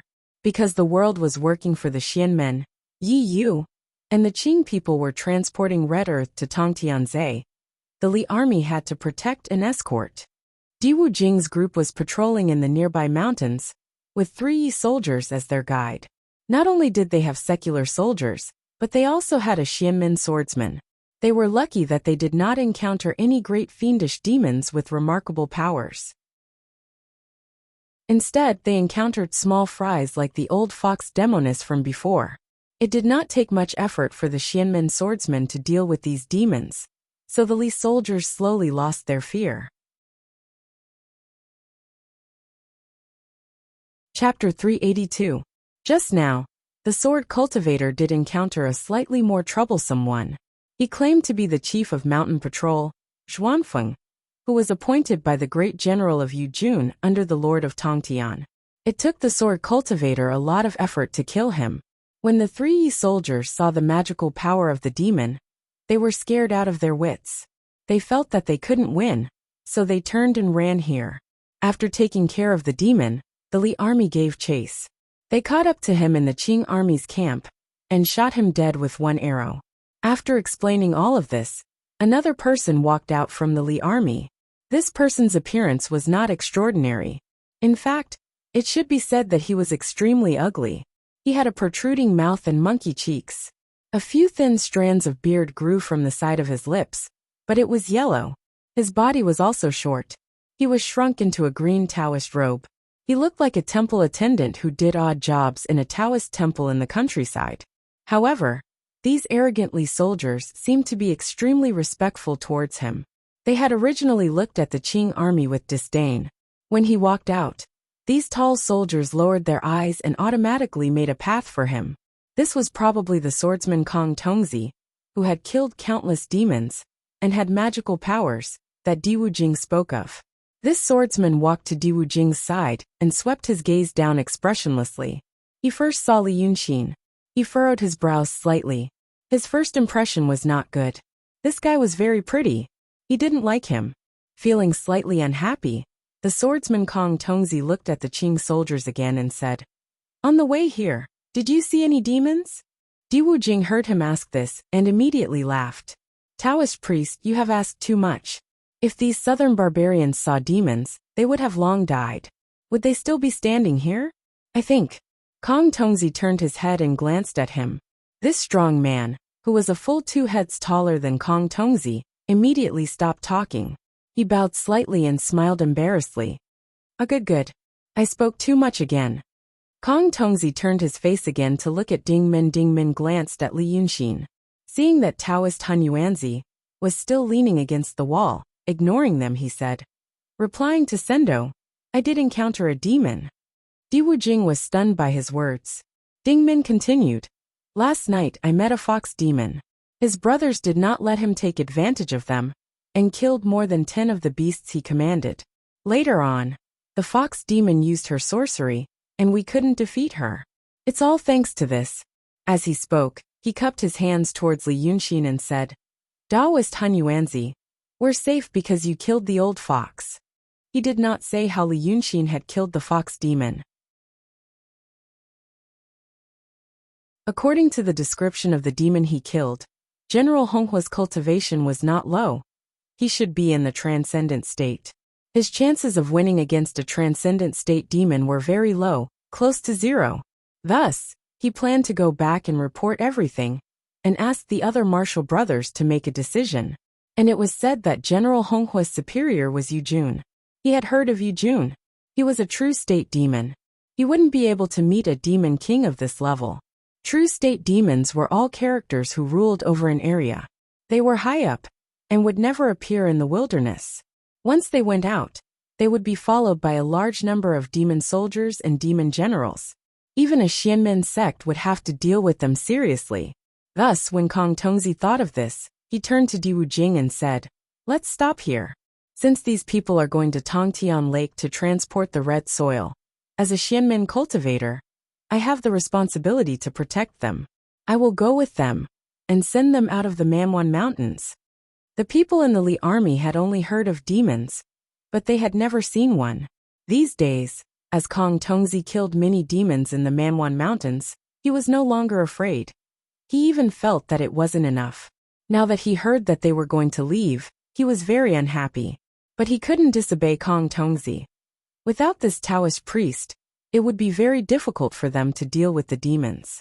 So Di Wujing frowned, looked at Ding Min and spat. These cowardly southern barbarians. He thought that this Taoist priest had to escort the red soil, so they had to leave. What he didn't know was that Kong Tongzi had already investigated the situation nearby, and felt that he had killed many low-level demons these days. If he didn't leave, then the General of Red Flame would personally come out, and he wouldn't be able to leave. The Li army was very unhappy, and the Qing army was also very unhappy. Although it would be much safer to have another cultivator with them, who would like the Li army's arrogance. Ding Min didn't answer, and tilted his head to look at Li Yunxin. Kong Tongzi saw the look in his eyes, and also turned his head. He saw Li Yunxin lazily bathing in the sun, and slightly squinting at him. The autumn sun shone on his face. His face was very handsome, and his skin was as white as jade. She was tall and slender, with well-proportioned muscles. Her slender and powerful fingers were currently holding a water pouch and playing with it. She had an otherworldly and elegant demeanor. When this sword cultivator saw this, he couldn't help but feel annoyed. He furrowed his brows slightly and said in a low voice, "Friend, which sect are you from?" Li Yunxin yawned and said, "I don't belong to any sect." Kong Tongzi raised his eyebrows and understood. "A painter?" Li Yunxin smiled. "Is that right?" The annoyance in Kong Tongzi's heart suddenly disappeared without a trace, and he felt much more open-minded. So, he was just a painter. It was not much different from what he had thought before.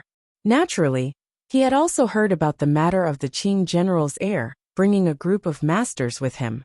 But the so-called masters of the Qing kingdom were nothing more than painters and wild Taoists. Since this beautiful young man was an artist, how long could his beauty last? In another 10 years, his face would age, and in another few decades, he would turn into a pile of yellow earth. These so-called painters and wild Taoists did not cultivate the great Xianmen path.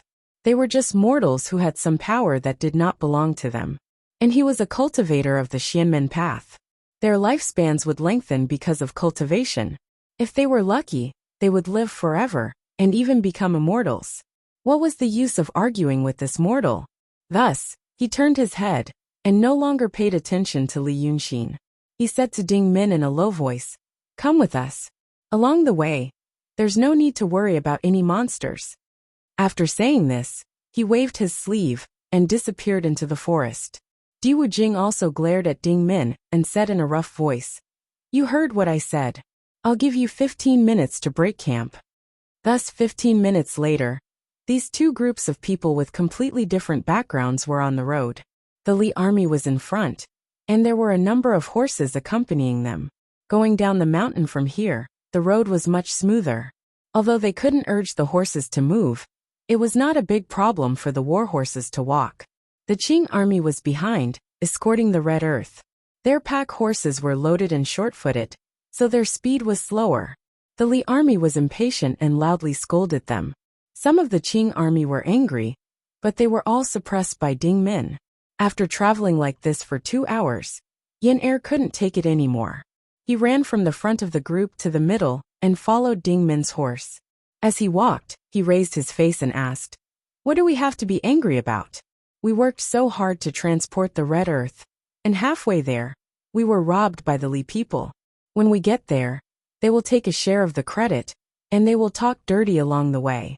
Captain, are we afraid of them to this extent?"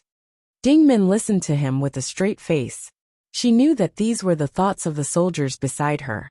After thinking for a moment, she said in a low voice, "Yin Zi, when you go to the border and see these Li people, you will understand.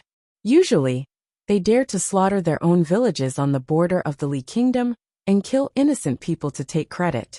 Not to mention in this war, these people are the howling raiding army. Rather than an army, they are more like armed bandits. If there is a real conflict, do you want your brothers to lose a few more lives in this endless mountain just because of a moment of anger?" Speaking to this point, he lowered his head and looked at Yin Er. Chapter 383. When Yin Er heard this, he opened his mouth but did not know what to say. He was a young man who was impulsive and aggressive, but he wasn't stupid. When he heard Ding Min mention the howling raiding army, he knew that it was one of the strongest and most powerful troops in the world. They had more people and were more imposing. Even so, he was still angry and kicked the ground as he walked. "I don't like that Taoist priest either. He's shifty-eyed." This voice was echoed by many people, but they only lowered their voices and whispered to each other. They couldn't find trouble with the Li army or the swordsmen, so this was the only way to vent their anger, but they didn't dare to say it out loud. It was really suffocating. Ding Min and Su Mao exchanged glances. Their morale was raised. At first, they were scared when they met the demons. Then, Taoist Hun Yuanzi calmed them down. Then, they met the Li people. They found that these arrogant Li people didn't care about the demons and looked down on them. So the soldiers were motivated. With this motivation, they became more courageous. At this moment, the fear in his heart had completely vanished. Ding Min sighed in his heart. It's okay to be angry. He finally brought these children out of Manwan Mountain. Then, he turned to look at Li Yunxin. He found that Li Yunxin's face was still calm. He was riding a dwarf horse and walking with the troops. He was either resting with his eyes closed or enjoying the scenery. He was arrogant when he appeared last night, and he didn't seem to care about anyone now. He didn't want to talk to these soldiers. Dingmin couldn't help but compare. This Taoist Han Yuanzi, or that swordsman Kong Tongzi, who was stronger? Because he saved his life last night, and what he said about politics in the camp. Dingmin hoped that this Taoist Han Yuanzi was stronger. But he heard Li Yunxin call himself a painter. He knew about painters. In the secular world, famous painters had a higher status than unorthodox Taoists. This unruly Taoist did not only refer to those Taoist priests who roamed the Jianghu without a place to rely on, but also included those Taoist priests who had Taoist temples and were under the orders of the imperial court. These Taoist priests did not belong to the 36 paradises, or the 72 sections. Thus, they were commonly referred to as wild Taoist priests. However, compared to the Taoist priests or cultivators of the grotto heavens and sects, the identity of an artist was not worth mentioning. Dingmin felt that this Taoist priest Primordial Chaos was a great artist. But no matter how powerful they were, they couldn't be compared to the people of the grotto heaven sect. It was said that the emperor had once wanted to meet a female Taoist from the grotto heaven. But the female Taoist completely ignored him. The emperor did not even dare to get angry. Kong Tongzi had spoken rudely to him, but Taoist master Han Yuanzi didn't retort. Dingmin felt that perhaps this proud Taoist master of theirs was weak in front of cultivators. Actually, when he thought about it, he also felt suffocated. Thus, he pulled on the reins slightly and had the warhorse beneath him slow down. He wanted to get closer to Taoist master Han Yuanzi and talk to him. For example, what did this Taoist master think of the Li army? Should they follow all the way or fight to find another path on their own? At this moment, he suddenly heard an order come from the front, telling them to stop. Their group of 140 people snaked along the mountain path like a long snake. The order from the front took a long time to arrive. When Dingmin heard the order, he thought about it and turned his horse onto a small hill by the side of the road to look forward. He found that the Li army at the very front was talking to some other soldiers. Right now they were going downhill. The group at the front had turned a corner, so there were a few trees with golden leaves covering them. He could not see clearly. He asked the people at the front what had happened. The order came slowly. The Qing army at the very front didn't know. They only knew that they seemed to have encountered another army in the forest, and were asking about their background and purpose. Dingmin narrowed his eyes and looked for a while. However, the people at the front at the foot of the mountain were only the length of a finger. They were 200 meters away and couldn't be seen clearly. He was a soldier and wasn't used to waiting blankly. He turned his head and said, "Yen-er, go ahead and see what happened." Yen-er received the order and immediately jumped onto the grassy slope beside the mountain path. He jogged over, kicking up a trail of dust under the sunlight. However, it only took half an incense stick's time before it returned. His neck was flushed red, and his face was full of indignation. When he reached Dingmin's horse, he cursed, "F***ck, these northern bearded men are too much." But he also knew the importance of the matter. After cursing, he immediately said, "They stopped me from coming back when I was far away. They didn't say anything, and just chased me away. Captain, are these northern bearded men going to defame us?" Dingmin furrowed his brows and looked forward. He lowered his head and asked, "Did you see who they were?" Yen-er panted heavily. "I don't know where they are from, but from a distance, their armor was clear, and they were very big, even bigger than the northern bearded men. I only got a rough look, but I can't tell where they are from." Dingmin was slightly stunned. "You can't tell either?" Yen-er was brought by Su Mao. Although he was young, he had seen a lot.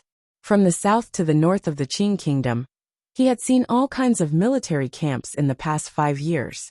He was also trained as an elite scout, so he was very knowledgeable. But now that he said this, it meant that the army that appeared in front of them was completely unfamiliar to him. He couldn't even guess the possibility of who they were. In the mountains, there were people from the Qing kingdom, Yi kingdom, Yu kingdom, Li kingdom, Qin kingdom, and Lai Kingdom. Yin Er said he couldn't tell which army they were from. Ding Min looked at Su Mao. The two of them thought for a while. Ding Min said, "I'll go and take a look." He was an old soldier, and naturally didn't like situations that were out of his control. The feeling of not knowing anything was the most worrisome thing. Su Mao nodded. "Yin Er, you go with him." At this moment Li Yunxin, who had been silent all the way, said, "Don't go if you don't want to die." His voice was still the same, lazy, slow, and a little cynical, as if he was playing a game. Ding Min might have been unhappy with what he said last night. But now he said it, and Ding Min was stunned. He suddenly turned his head. "Master Taoist, what do you mean?" Li Yunxin smiled. "Let's wait and see." Di Wujing, the commandant of the Li Kingdom's roaring army, was a big man. He was tall and strong, had a bad temper, and was ready to curse when he opened his mouth. But he was actually very careful. If he wasn't careful, he wouldn't have been able to become a centurion. So when this army walked out of the forest, he frowned.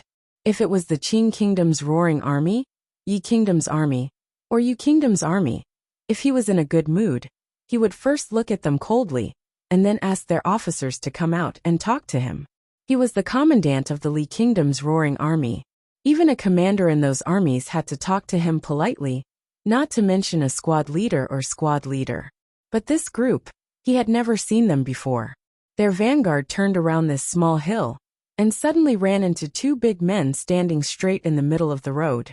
They were all strong, with backs of tigers and waists of bears. They wore heavy horned helmets.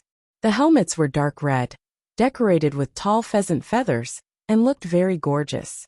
They wore colorful armor, not leather armor but iron armor. Bright iron scales were embedded on the dark red thick skin, and colorful python leather belts were tied around their waists. They wore black boots with clouds on their feet. These two big men held heavy iron spears in their hands, blocking the road like door gods. They didn't panic when they saw the Li Kingdom's army.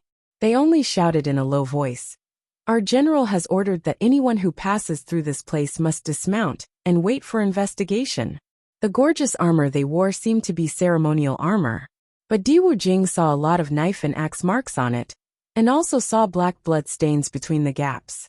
This meant that the owner of the armor really wore it to fight. Seeing the gap on the heavy iron spear, he knew it must have been a very fierce battle. Too many idioms and words have had to compromise with the public and change their original meaning to the wrong meaning, because they have been misused on a large scale, for a long time, and because of widespread misuse. For example, wind from an empty cave. It originally meant the matter has a basis. Behind each idiom and word is a story that has been passed down for thousands of years. It is almost a microcosm of a certain period of history. Chinese is a language with a story and a life. I really don't want many years from now, when our descendants speak a word, to think about what the original wish was, what the meaning is now, because it has been misused by others. So, within the limits of my ability, I will mark out the words that are easy to make mistakes. If I have used them incorrectly, I hope everyone can point them out. I am really a good writer.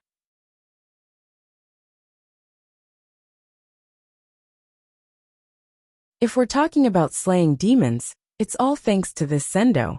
Seeing that this great general's words were not kind, Di Wujing did not want to get into trouble. But just because she didn't want to get into trouble didn't mean that she could tolerate the other party's imposing manner. In that case, she could go and find Kong Tongzi.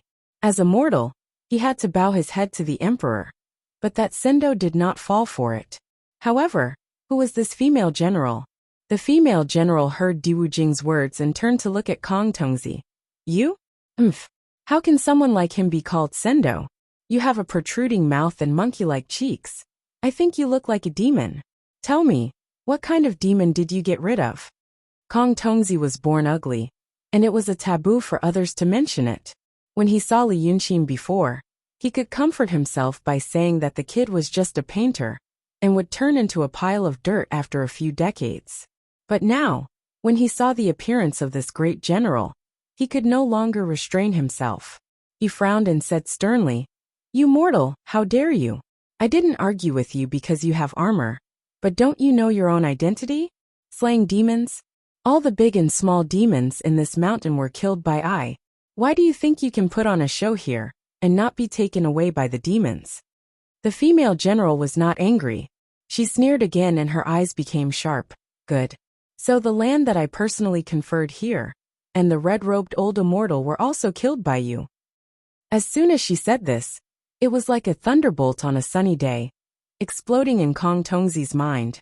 Before he could speak, the female general frowned again and shouted sternly, "Stupid thief! Open your dog eyes and see who I am." As soon as she finished speaking, the soldiers behind her immediately took out two big flags. On the left side, on a golden background, was written in big ink characters, "You King's Ladies Wa." On the right side, on a crimson background, was also written in big ink characters, "Red Flame General." Red Flame General. How could Kong Tongzi not be familiar with this name? These days, he had killed many small demons in the mountain, and it was said that they were all under the command of the Red Flame General. And the reason why he had to escort the Qing army out of the mountain was because he was worried that the Red Flame General would be angry and find him. He did not think that he would run into her today. After all, his cultivation was not high, and he rarely saw big demons. The ones he came into contact with were only small demons. And those small demons either did not have a human form, or had strange temperaments. With just one look, he could tell that they were not human. The Xianmen did not have good things to say about demons. They only said that they were cruel, cunning, and tyrannical. Thus, when Kong Tongzi first saw the Red Flame General, he saw that her subordinates looked like humans, and she also looked like a human. Her words and actions were more like that of a normal mortal army, so he did not think anything else. On the other hand, Li Yunxin had long known that the more brilliant a demon was, the more he was no different from a human, and had seen more. Thus, when he saw the colorful armored soldiers appear, he knew that they were not human. Kong Tongzi came to a realization, and so did Diwu Jing. For a moment, they were stunned on the spot. In the hearts of mortals like him, big demons were all green-faced and ferocious-looking. Who knew that they were more like humans? It was in this moment of shock that the Red Flame General snorted coldly. "Since you have admitted your crime, then accept your punishment. You killed 12 of my generals. Today, I will poke 12 holes in your body. If you can survive humph."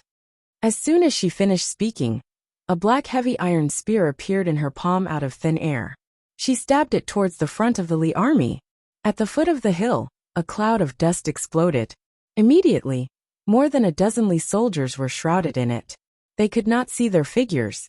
Ding Min and the others were far away, more than 100 meters away. So they saw that the person who looked like a general was talking with Kong Tongzi and Diwu Jing. But after 3 or 4 sentences, the general suddenly got angry. With a wave of her arm, she took out a long spear from somewhere and threw it forward. In the cloud of dust, flesh and blood immediately flew everywhere. At such a distance, it was difficult for them to feel the power of that blow, but they could clearly see that the trees on both sides of the path, which were as thick as the mouth of a bowl, were blown by the rushing airflow in all directions. Then with a series of cracking sounds they were all broken. The stones that flew up were like countless hidden weapons, whizzing randomly through the air.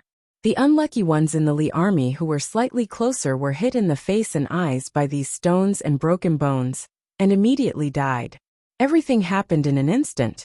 2 breaths ago, Ding Min was still asking Li Yunxin, "What did the Taoists say?" 2 breaths later, this army of over 100 people was suddenly attacked.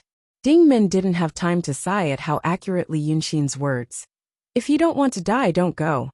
She only abruptly jumped off her horse and shouted in a stern voice, "Prepare for battle! Prepare for battle!" At this moment, the Qing army and Li army both knew they had been attacked. The path was narrow. The colorful armored warriors had already formed 2 lines of formation, and were waiting for the exhausted, but they were still marching. There were hills and forests on both sides, making it difficult for them to spread out. Even though there were a number of archers in the group, the dust from the attack just now had yet to disperse. Their Duta's life and death were still unknown. How could they shoot randomly? For a moment, The people on the rugged path were thrown off their horses, and a chaotic mess. Some ran to the sides, wanting to take the high ground and shoot. Some yelled for sword and shield soldiers to go save their dutu. There were also some who looked back, suspecting that the Qing army was behind this. On the contrary, Ding Min's group had heard Li Yunxin's words ahead of time, and were much calmer. In a moment, they finished forming their formation. When they looked at Taoist priest Hun Yuanzi again, they were all stunned. The 100-man army was in chaos, but this Taoist was sitting steadily on the back of a short horse, and standing on a small hill by the side of the road. As he narrowed his eyes and looked ahead with interest, he pulled open the cork of the wine bag Ding Min had given him, and took small sips of the wine. It was as if what was ahead was not a battle to the death, but a performance. When Ding Min saw the attack just now, he knew that it was not something a human could do. Perhaps they had encountered a demon again.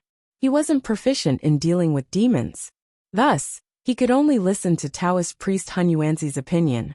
But now, seeing this Taoist's actions, although it made them feel much calmer, he shouted in a low voice inside the formation, "Taoist, what do we do now? Should we kill our way up?" He didn't like the way the Li army did things. But if they ran away now, they would be beheaded if people found out about it in the future. If the demon killed all the Li people, it would definitely catch up. They would die either way, so it was better to fight with all their strength. Taoist priest Hun Yuanzi smiled and said, "Go up? Go up for what? To die." Then, he raised his hand, and in the midst of the chaotic army, he lightly pointed at the two raised flags. He said unhurriedly, "Look. Prince Yu's madam's was arrow and arrow. Red Flame General's arrow, an arrow. But everyone is dressed like a chicken feather. What do you think this Red Flame General's true identity is?" It was at this moment that lightning crackled from within the cloud of dust. A flying sword rushed out with a buzzing sound, circled twice in the air, and then fiercely stabbed down. They also heard Kong Tongzi's voice, "Demon, eat my sword." The Li soldiers had been with Kong Tongzi for a long time, so they all knew this was his voice and his method. Their morale was immediately boosted. Then they heard Diwu Jing's voice again. "Formation! Formation! Archers on both sides spread out and shoot." As soon as he finished speaking, the warriors in colorful armor with spears shouted and pressed forward together. Li Jun's heart calmed down. Finally there was a method, and he pushed it forward. At this time, Li Yunxin turned to look at Ding Min and said, "Can't guess." Chapter 385. How could Ding Min be in the mood to guess this riddle? She said hurriedly, "Priest, if it's a demon, how can we just stand here and watch?" Li Yunxin huffed, "Idiot. Arrow ho. Isn't it just a pheasant? This General Honghua's real body must be a wild chicken. Ha ha ha ha." Then, his expression changed and he looked at Ding Min. She has a dozen demon generals under her command, some of them in the realm of wills and emptiness. She looks like a proper person, and has a grand entrance. She is at least in the realm of transformation. And look at her demon power. She is at the peak of the realm of transformation. A demon at the peak of the realm of transformation can be considered a small demon king. Kong Tongzi's cultivation is limited, and he doesn't have any powerful magical treasures. Right now he is fighting in close combat. I think he will be sent flying in 3 breaths. What are you going up for? Ding Min didn't understand what he said about wills, transcendent, and peak of the realm of transformation. But she knew that he was referring to a demon in front of them, and a powerful one at that. Kong Tongzi could not defeat that guy. Hearing these words, Ding Min and the Qing soldiers were shocked. This Taoist priest Hun Yuanzi, was his cultivation even higher than that Kinzo Sendo? They were all martial artists and knew that only when one's martial arts reached a certain level could one see the depth of another person. But this Taoist priest Hun Yuanzi was calm, and could explain the situation in front of them. Could it really be? Just as they were thinking of this, there was another rumble in front of them. It shook the ground under their feet 3 times. They saw a figure fly out from the cloud of dust and fog, and crash into a small hill to the side. Immediately, half of the hill collapsed. They had never seen a scene like this before. For a moment they were all stunned. Suddenly, the dust on the hill dissipated, It was as Li Yunxin said. It was Kong Tongzi who had been sent flying. Previously, this sword cultivator had been arrogant and insufferably arrogant. Now his nose was bruised and his face was swollen. Even the Taoist bun on his head was a mess. Beside him, a misty green flying sword swayed and flew around him, as if it was protecting its master. But the sword was also flying crookedly, as if it would fall at any time. He took 2 deep breaths and seemed to be in a daze. He then saw the red flame general riding his horse out from the dust cloud.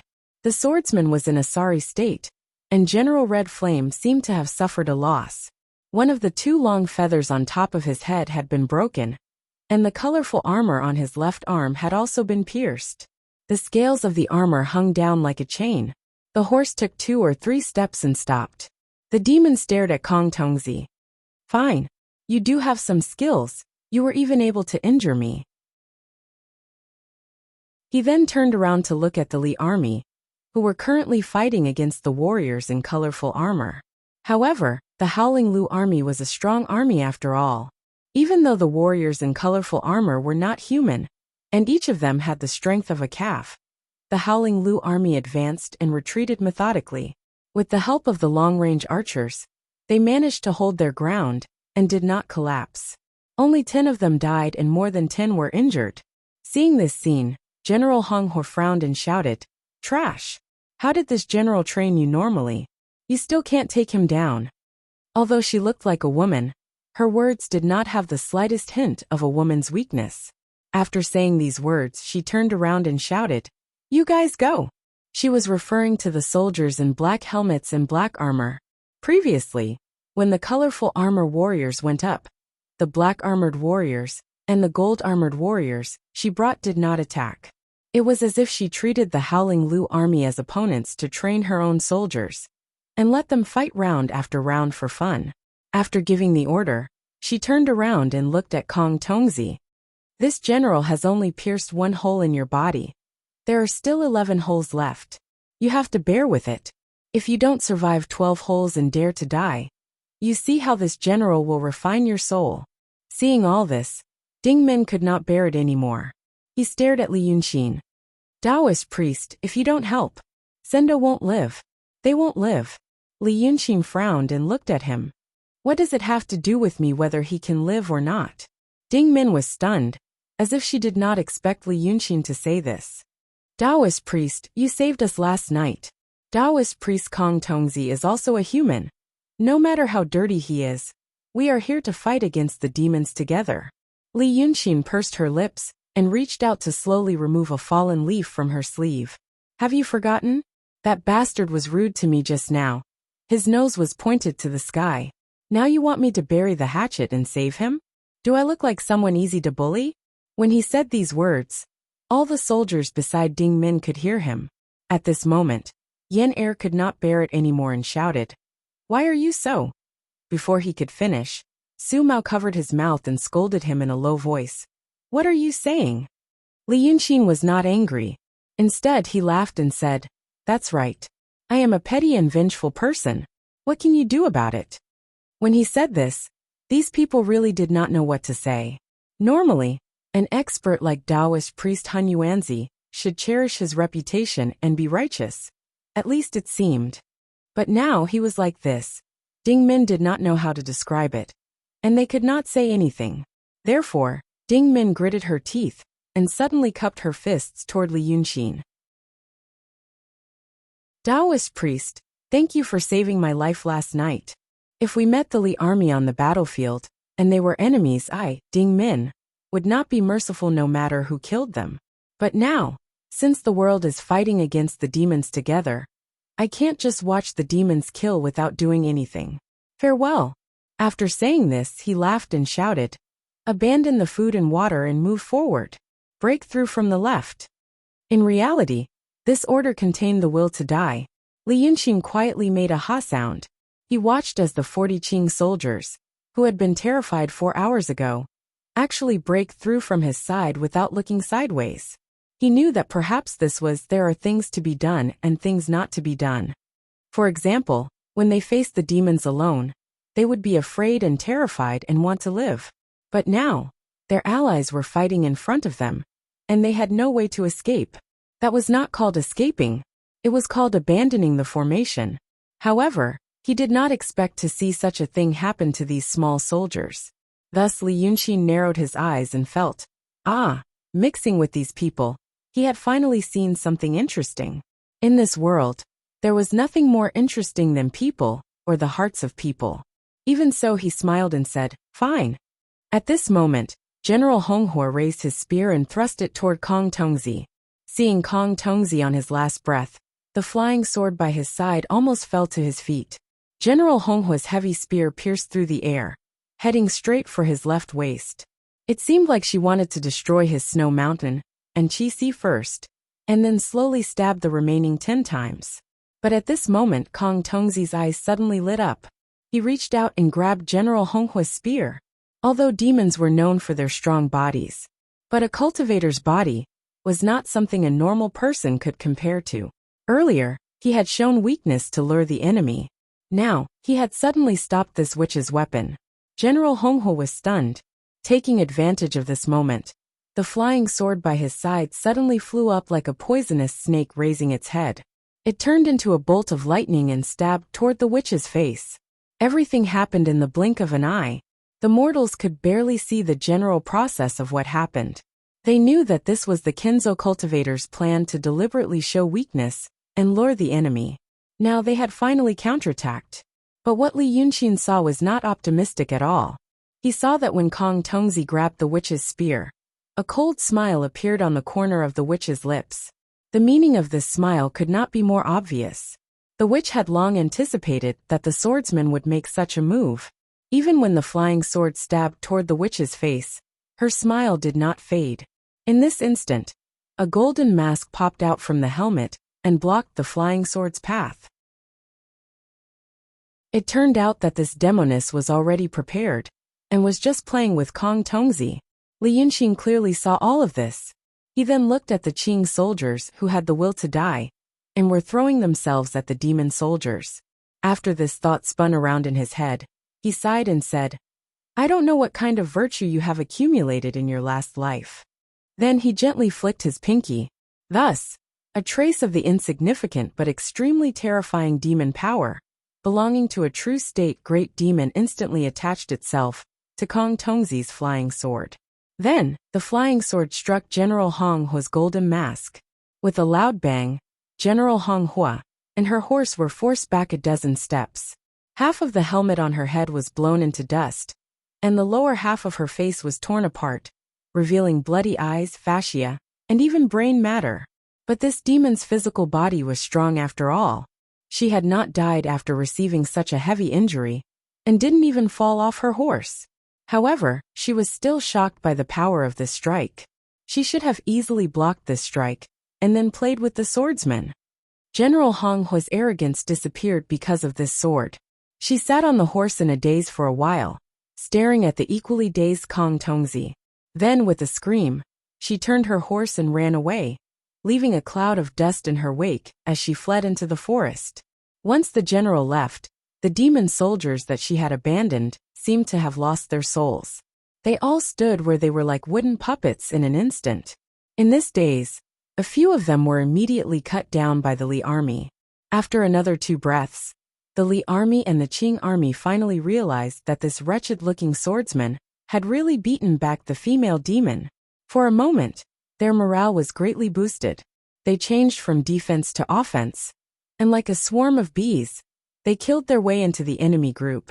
But just as they raised their weapons, they saw a flash of green light in front of them. The colorful armored, black-armored, and golden-armored warriors all disappeared. On the contrary, a nest of colorful golden pheasants suddenly appeared in the forest, flapping their wings and flying away in a disorderly manner. Then, they saw dozens of black-armored tortoises in the withered grass on the ground. They were squeezed together and didn't know what to do. Then, they saw a group of golden-armored beetles buzzing and dancing in the air. Not long after, they also disappeared. They were all transformed from these birds, tortoises, and insects. Chapter 386. If this had happened in a legendary novel, It would have been interesting and amazing. But it had appeared on the battlefield. There were still the corpses of their comrades in the grassland. The uneasiness of the crowd filled the air. No one had the mind to think about such an interesting thing. After a moment of shock, the soldiers of the Li army knew that this was the demon's camouflage technique. They didn't need anyone to give the order. They raised the knives at their waists and hacked wildly at the black tortoises. However, the shells of these old tortoises were hard and could not be cut open by normal knives and swords. Thus, they flipped them over and stabbed them into the sockets of their necks, stirring them with force. These big tortoises also bled red blood. For a moment, the smell of blood filled the air in the forest. It was as if another big battle had been fought. After dealing with them, the commander of the Li army, Diwu Jing, suddenly turned his head and looked behind him. At this moment, the armor on his body had cracked open. His hair was a mess. His mouth and nose were full of blood. There was a slanted knife wound on his neck, curling up the flesh. A personal guard beside him saw this and hurried over to help him take off his armor and treat the wound. Diwu Jing pushed him aside and reached out to tear off the broken armor. Then, he strode through the wounded soldiers and pulled out a knife stuck diagonally on the ground. He came to the front of the Qing army. His appearance and aura were indeed terrifying. Blood was still flowing from the wound on his neck, soaking through half of his body. His face was also black and red like a demon. The shields in front of the Qing army had yet to be removed. Diwu Jing's face was dark. Without a word, he extended his foot and kicked. His huge physique was strong to begin with, and his kick was skillful as well. As a result, he was able to kick away the two shields with just one kick. Then it was as if he saw the Qing army as nothing. He pushed left and right as if he was in his own army. He opened up a path for himself and walked in front of Ding Min. The Qing soldiers already felt slightly apologetic for coming late. Seeing that Diwu Jing was seriously injured again, they thought that he had barged in so angrily to reason with their team leader. Facing a seriously injured soldier who had just won a battle, they couldn't really capture him. There were still twice as many Li Jun soldiers over there. However, Diwu Jing was not here to reason. Ding Min frowned slightly. "Fifth General." With only these 4 words, Fifth Jing raised his saber and chopped down. Although he was injured, this saber strike was powerful and heavy, actually producing a sound of breaking air. Who would have thought that Diwu Jing would run into the Qing army to kill people? They were all stunned for a moment. Ding Min was stunned as well. Yen Er, on the other hand, was smart enough to block the attack with his longbow, but it was only slightly off the mark. It was originally aimed at the face, but now it was aimed at the shoulder. However, Ding Min had already come back to her senses. She crossed her arms and used the armor on her arms to block the attack. With a clanging sound, Ding Min and her horse were forced back 3 steps. The armor on her arm was cut into 3 pieces, and half of her body was numb. Now they knew that Diwu Jing was really going to kill someone. The officers and soldiers on both sides immediately swarmed him. Some grabbed his waist, some grabbed his arms, some grabbed his legs, and they pressed him to the ground. They didn't dare to kill him. They were afraid that they would strangle the heavily injured Li commander to death. On this side, the Qing army had moved. On the other side, the Li army was also in a mess. Holding weapons in their hands, they surrounded the Qing army and chaotically shouted things like, "The southern barbarians ran away at the last minute and still want to harm our governor." The Qing army had nothing to shout back at. They could only form a formation and face them silently with ashen faces. Inside the formation, since Diwu Jing was pressed to the ground, Ding Min jumped off her horse and called for the Qing army to pull Diwu Jing up. After such a torment, the Li commander finally had no strength. But his gaze was still fierce. He only looked at Ding Min, as if the one being captured was not him. "Watch the battle, Do you southern barbarians know how the Li dynasty deals with deserters, and those who are afraid to fight?" "We are not Li people," Ding Min said calmly. At the same time, she accepted the sackcloth Su Mao handed over.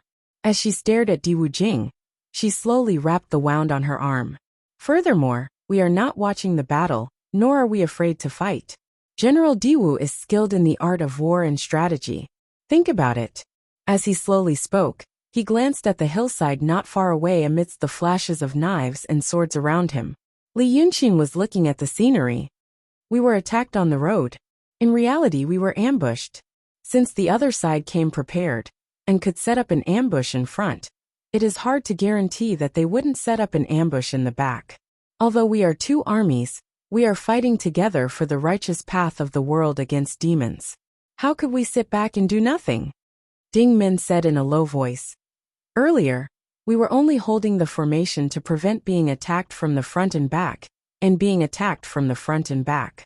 Later, we saw that the enemy was not doing so we also pressed forward. General Diwu is a clear-eyed person. There is no way you couldn't see it clearly. Diwu Jing smiled coldly. Holding the formation, I think you want to run away. Let me ask you. There's no need to ask. His words were interrupted. Kong Tongzi held his sword in his hand and leaned on the ground as he walked into the middle of the chaotic soldiers. The Li army and the Qing army were facing off earlier. Their knives and spears were unsheathed. It seemed that with just one look, they would start fighting. Now that Kong Tongzi had walked over, no one dared to point their swords at him. They all lowered their weapons. He cut a sorry figure and walked majestically until he was between Diwu Jing and Ding Min. He looked at the two of them. Then he said to Diwu Jing, "Don't you see what that painter Han Yuanzi is doing? It is rare for these people to have such courage." He huffed and turned his head to look at Li Yunqin. His gaze was complicated. Logically speaking, it was true that the Qing army had delayed the battle. It was also true that the painter Han Yuanzi was afraid to advance. However, he looked at Li Yunqin's expression and behavior. If he had indeed ordered the Qing army not to fight, and was going to watch them die, then now that he saw them safe and sound, where did he find the courage to be so calm? Furthermore, just now, he knew he was going to die. He saw General Honghua's gaze at that moment. He also knew that his strike did not have such great power. Yet that demon was heavily injured. He knew that it was not his own power. There was a master in the dark. Afterward, Kong Tongzi laughed involuntarily in his heart, laughing at himself. He had truly been scared by that demon. For a moment, he even wondered if this primordial chaos master was that expert. Because of this thought, he looked at Ding Min again. "I want to ask you. Answer me honestly. Just now, what was Han Yuanzi doing?" Ding Min froze slightly. Then he furrowed his brows slightly.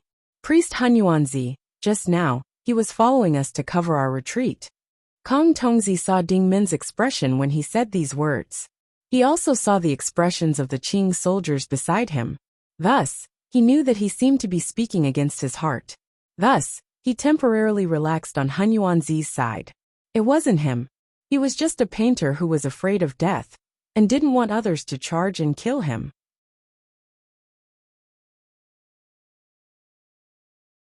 Chapter 387. But if it wasn't Han Yuanzi, who else could it be? Kong Tongzi frowned between the Li army and the Qing army. He frowned for a dozen breaths. Then he suddenly made a sword sign in his hand and slowly rose into the air. His method was considered a small trick among cultivators, but in the eyes of these mortals, it was a real power that surpassed their understanding. For a moment, these soldiers held their breath and stared at him. They almost forgot about the dispute earlier. A swordsman who had just defeated a strong enemy showed such skill. Who wouldn't be convinced? But when Kong Tongzi was in the air, he suddenly stopped and bowed. He said in a clear voice, "Thank you, my friend." Then he bowed 3 times respectfully. At this time, even the slowest soldier knew that someone had helped him just now. In fact, Kong Tongzi was not surprised. There were many people in the same way in the mountains.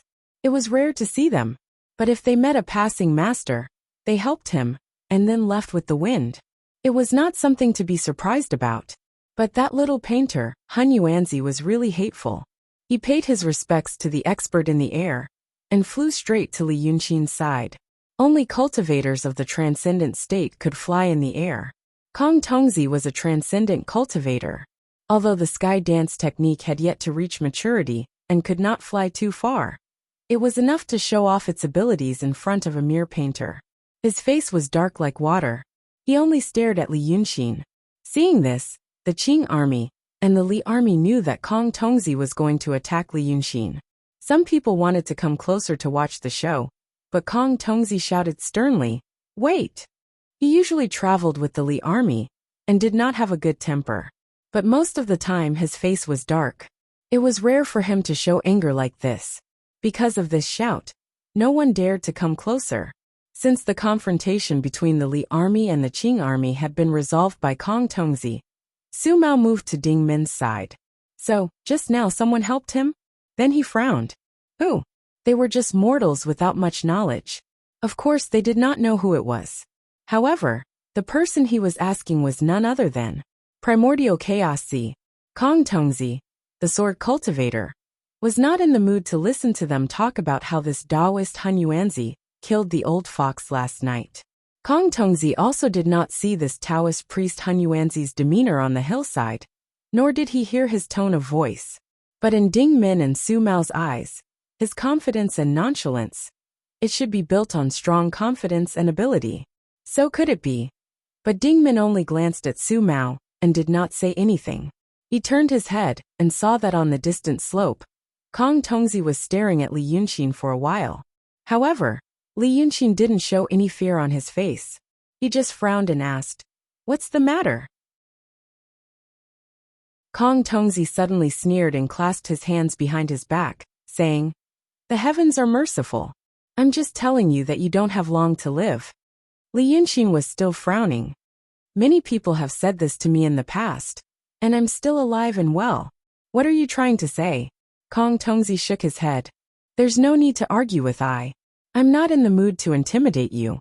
It's just because you met me and had a fate with me. You can't make the decision on this matter. If you want to blame something, you can only blame yourself for being born unlucky. The reason why I'm telling you this now is not because I really see you as an opponent or an enemy. You don't have that qualification. It's just that the heavens are merciful. After slaughtering the meat on the Cloud Mountain, we still have to recite a scripture about reincarnation. For you it's just a routine rule. This is also a rule that I set for myself. Kong Tongzi smiled. When I saw you before, I didn't like you. Because you were born beautiful. But this dislike isn't enough to make me kill you. That's also troublesome. However, I was injured in the battle with the demon just now. And because I experienced the great terror of life and death, I might have entered a tribulation. Kong Tongzi paused. I don't know what tribulation it is. But once I think of your face, or think of how you cowered to survive just now, my thoughts are very unclear. This is the critical period of entering a tribulation. So I can't let it go. When Kong Tongzi said these words, Li Yunxin's expression was still calm. But the swordsman could see that this primordial chaos, the painter, was actually trying to suppress some emotions in his heart, to prevent them from showing on his face. It should be fear. So he looked at Li Yunxin and said another sentence. What a coincidence. I haven't passed the killing tribulation yet. But this primordial chaos, at least on his face, still didn't show any reaction. Kong Tongzi realized one thing, and then looked at Li Yunxin and suddenly laughed. This painter probably didn't know what the killing tribulation was, right? Just at this moment, he suddenly felt a little dull. It was like a man saying a lot of proclamations to an ant. But how could the ant understand what the man said? So he sighed and looked up at Li Yunxin. I should have killed you on the spot. But just now a master passed by. Maybe he didn't want to see blood, so I spared your life for now. He carefully looked at Li Yunxin's expression. When we get out of this Manwan mountain, I'll make my thoughts clearer. Li Yunxin blinked. It was already afternoon. The setting sun shone on his smooth face, and his long eyelashes cast a shadow under his eyes. His pupils also turned pale gold because of the sunlight, like a piece of clear amber. This made Kong Tongzi frown even more. Such a good appearance. Humph.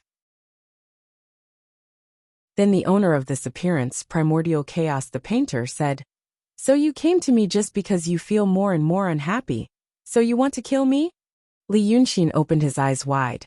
Just because I'm prettier than you want to kill me? And you want to tell me first, so that you can enjoy my face when I know I'm going to die, but can't escape? You cultivators. Li Yunxin frowned sadly. Why are you all so perverted? Kong Tongzi only smiled and didn't say anything more to this painter. He turned and walked away.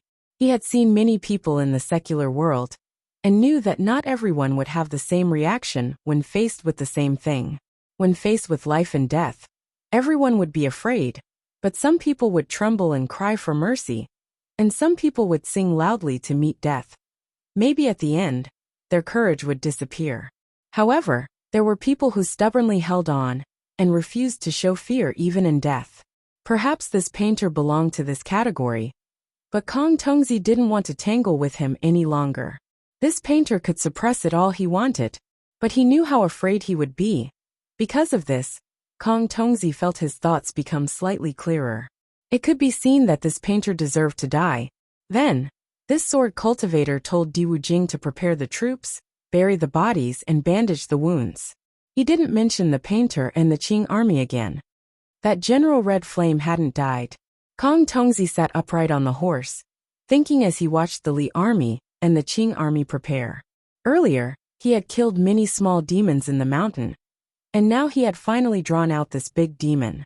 Since the big demon had been wounded and fled, it might draw out something even more terrifying. General Red Flame's master should be that. Yujun. Kong Tongzi recalled the two banners he saw behind the banshee earlier. One of them said, Yujun's ladies was arrow, and the other said General Red Flame's arrow. Arrow and arrow combined, it was undoubtedly a pheasant. That General Red Flame's true body was a pheasant. Then, was she the wife of that real demon Yujun? Then things were really troublesome. Demons were cruel and cunning, but it was said that those big demons who had matured would occasionally have emotions like humans.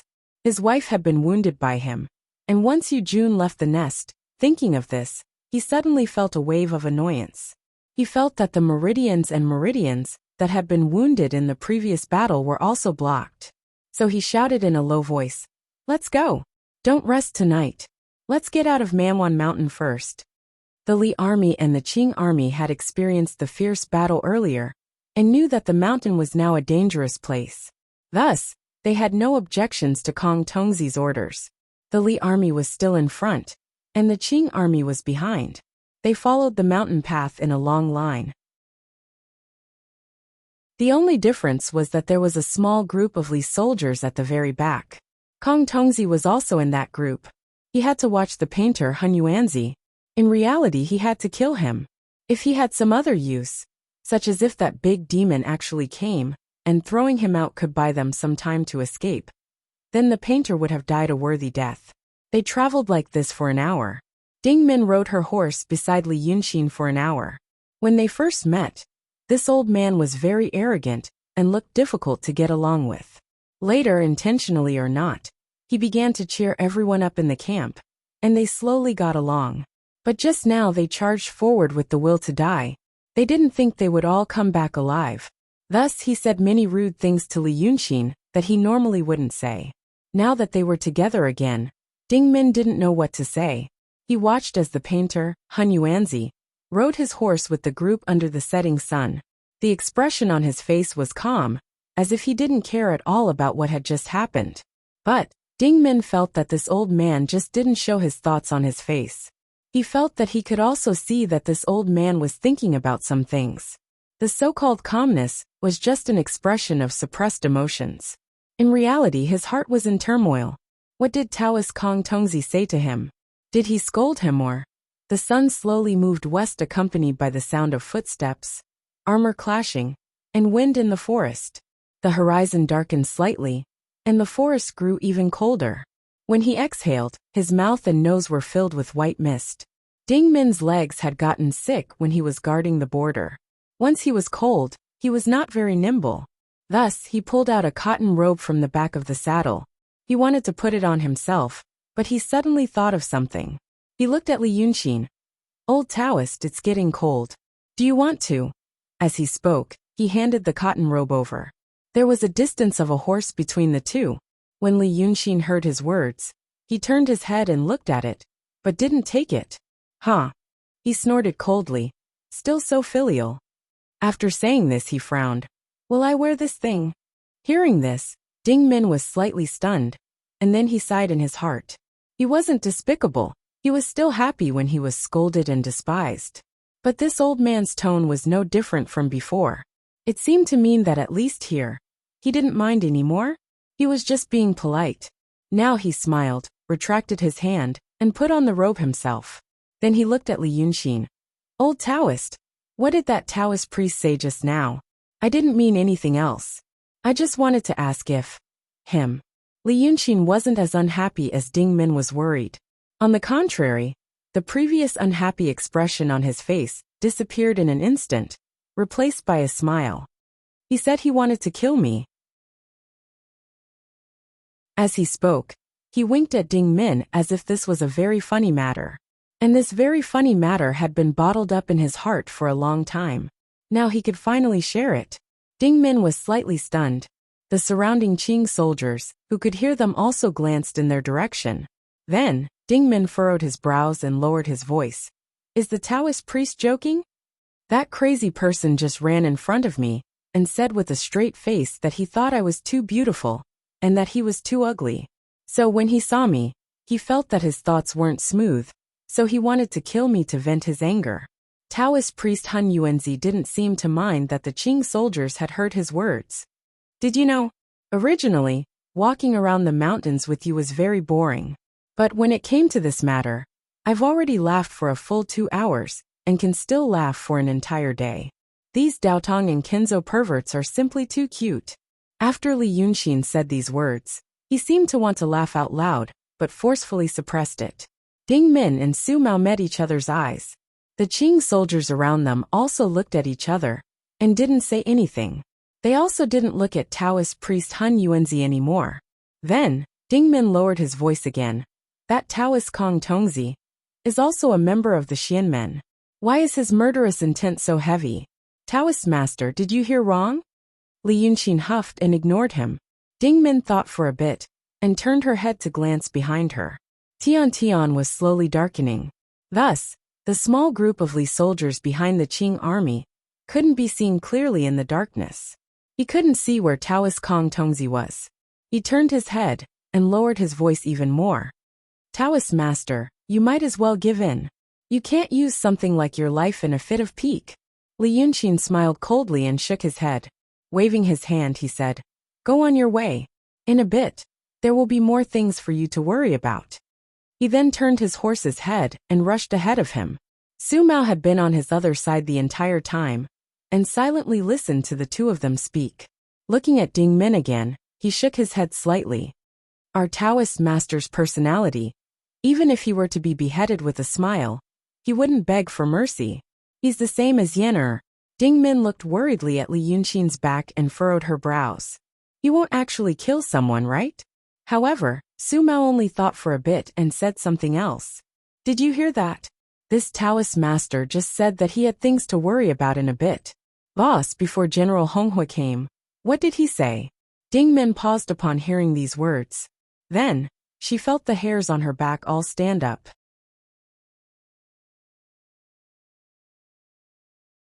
Chapter 388. Before the Red Flame General attacked the Li army, their Taoist master Hun Yuanzi said, If you don't want to die, don't go.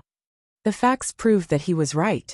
The few people in front of the Li army, except for Di Wujing, were all dead. If they had run to the front at that time, there would only be about 30 people left. Just now he said something else.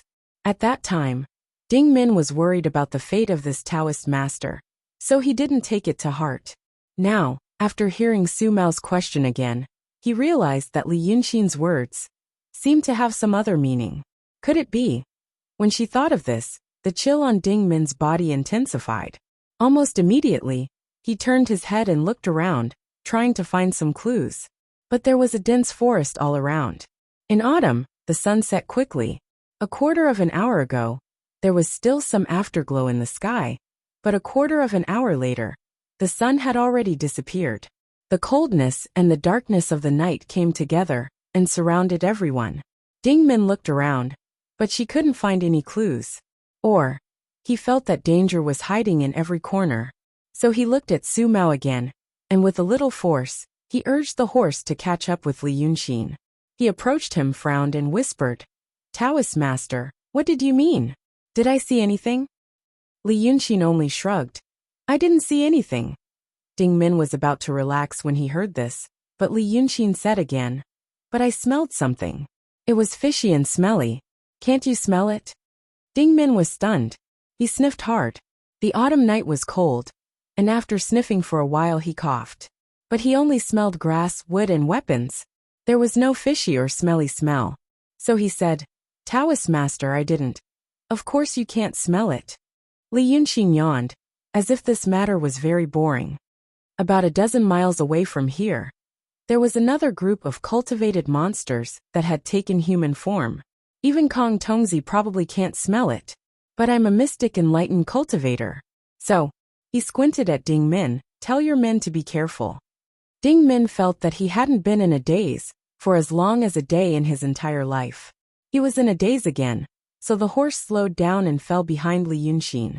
Su Mao caught up with him and frowned. Boss, what do you mean? Ding Min frowned as well. Our Taoist master said he heard it. He smelled the stench of some kind of monster more than 10 miles away. Do you think he's joking or? Su Mao blinked his eyes for a while. This Taoist master of ours sure is unrestrained. He spoke as he pleased. But a dozen li away? It seems like, Chief. Do you think he's going to do something? And, as he spoke, he raised his hand, using his index and middle fingers as the legs of a little man, and walked a few steps on his arm guard. Ding Min frowned. You mean he's trying to escape? Our Taoist master looks like a loose person who doesn't like to be restrained, but he's also very strong. Su Mao looked to his left and right, making sure that Li Jun, who was further behind, couldn't hear them. He definitely won't bow down to that Taoist master Kong Tongzi. But we don't know the rules between cultivators. What if these things really involve life and death? No matter what kind of person he is, life is always important. Maybe. Ding Min clenched his fist and hit the saddle. Is he trying to create a mess and take the opportunity to escape? That's why he told us to be careful. Su Mao thought for a while. If a monster really came, as you heard from Taoist master Kong Tongzi, it'll be a more terrible big monster. How could he say it so easily? That's true. Ding Min nodded. After thinking for a while, he said, but tell our men to get ready first. If there's a mess, if he really wants to leave, we'll pretend that we didn't see it. These two soldiers of the secular world used their thoughts, within the scope of their understanding, to restore the truth of the entire matter. This was a layer that Li Yunxin hadn't expected. He had heard their conversation clearly. Thus, when he heard them instruct the Qing soldiers to not act rashly if anything happens, he sighed slightly in his heart. These people, when he was a person in his previous life, because of his own reasons, he didn't feel that there was anything special about the world. The entire world was just an environment for him to live in. It was difficult for him to truly integrate into it. Because of this, in this life, whether it was when he abandoned his human body or when he became a demon, there was no conflict or reluctance in his heart. But this life was not the same as before. He slowly began to understand the coldness of human emotions. Although this process was slow, it was continuous. After experiencing the various things in the world of demons and cultivators, he suddenly fell back into the dust and saw the thoughts in the hearts of these weak and powerless secular mortals. When he saw the perhaps stupid but interesting thoughts that rarely existed in the world of demons and cultivators, he finally felt the mortal world that he had no interest in, and had even abandoned like a pair of worn-out shoes, was actually interesting. He smiled in his heart. Once again, he felt that entering calamity was also interesting. And so, the sky finally turned completely dark. Tonight was the last quarter moon, and the moonlight was very dim. The mountain path was already difficult to walk, and it was even more difficult now. But he didn't dare light a torch. The light of the torch could be seen from several li away. It was practically an announcement to all the demons in the mountain that he was here. So he used a talisman. A small talisman lit up in a special glass lamp and produced a milky white halo of light. This halo of light was blocked by 5 wooden walls. Only one side was glass. Thus the light shot forward. It could illuminate the path, and was not too conspicuous. Regardless of whether it was for the Li army or the Qing army, this was a rare thing. Many soldiers knew of its existence and had heard old people mention it and use it before. But now that he had actually seen it, he still felt surprised.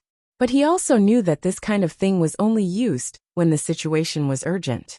Although a cultivator with a state of mind could casually write such a talisman, there were tens of thousands of soldiers in the kingdom of Qing. If each group was equipped with a dozen talismans, it would be a terrifying number. How could there be so many cultivators who did not refine their souls and bodies to do this kind of thing for the mortals of the secular world? Thus, the novelty quickly passed. Everyone knew that they were truly taking a risk. They only wanted to get out of the mountain as soon as possible. After another hour, they could finally see the endless plains at the foot of the mountain in the distance. Those with good eyesight could even see the dots of lights on the plains. Although it was sparse, it meant that there were signs of human activity. That light was not from a normal village. It was from the Allied army that had crossed the mountains and slowly set up camp there. It seemed that they could finally relax a little. In the darkness, lights could always bring people hope and a sense of security. Most of the time, when a soldier walking at the very front of this army stepped onto a small hill and pushed aside a clump of dead branches in front of him, he saw an even brighter light.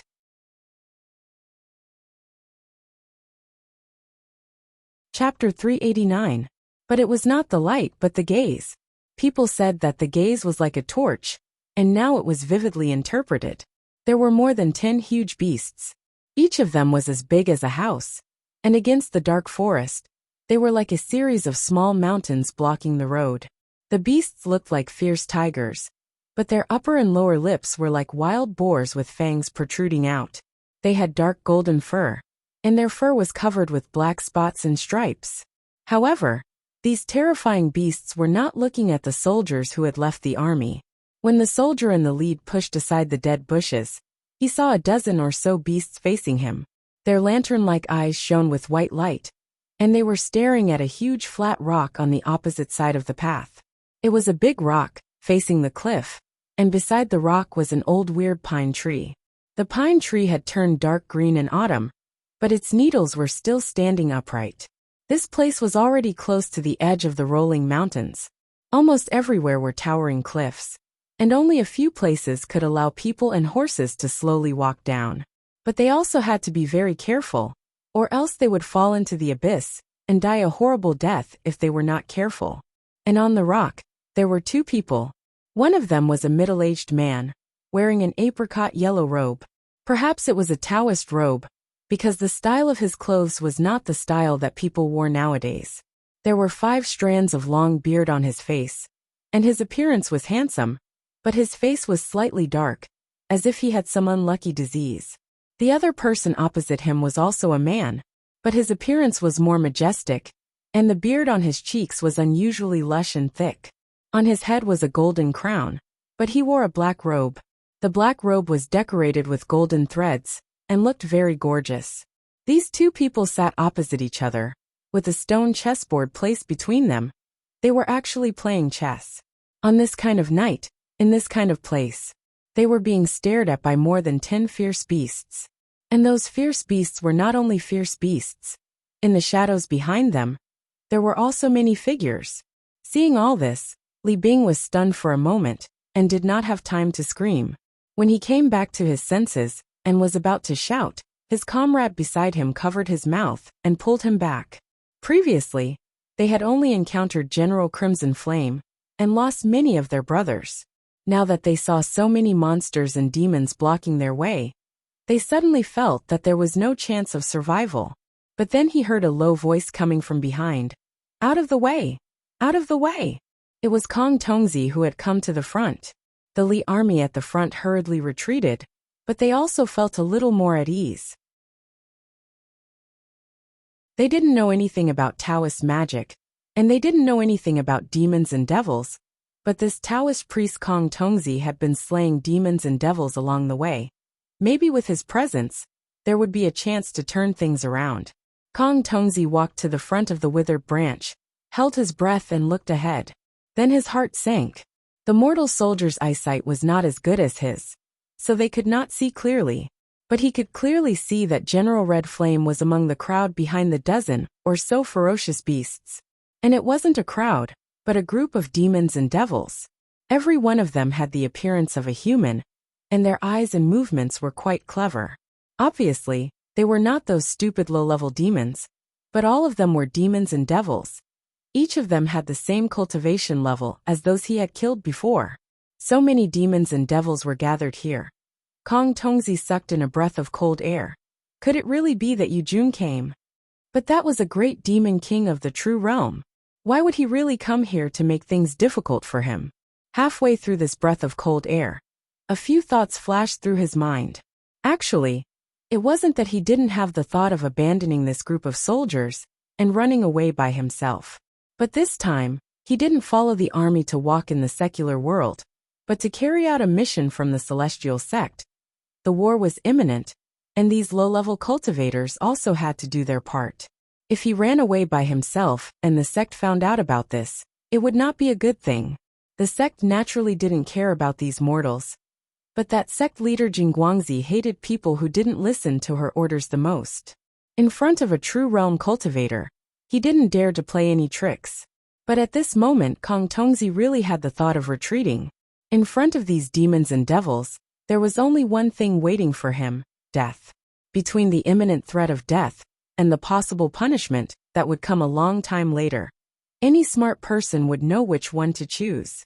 Therefore, he gritted his teeth, prepared to gently put down the withered branch in his hand, and took 3 or 4 steps back to appease these soldiers. Then he would escape under the cover of the night.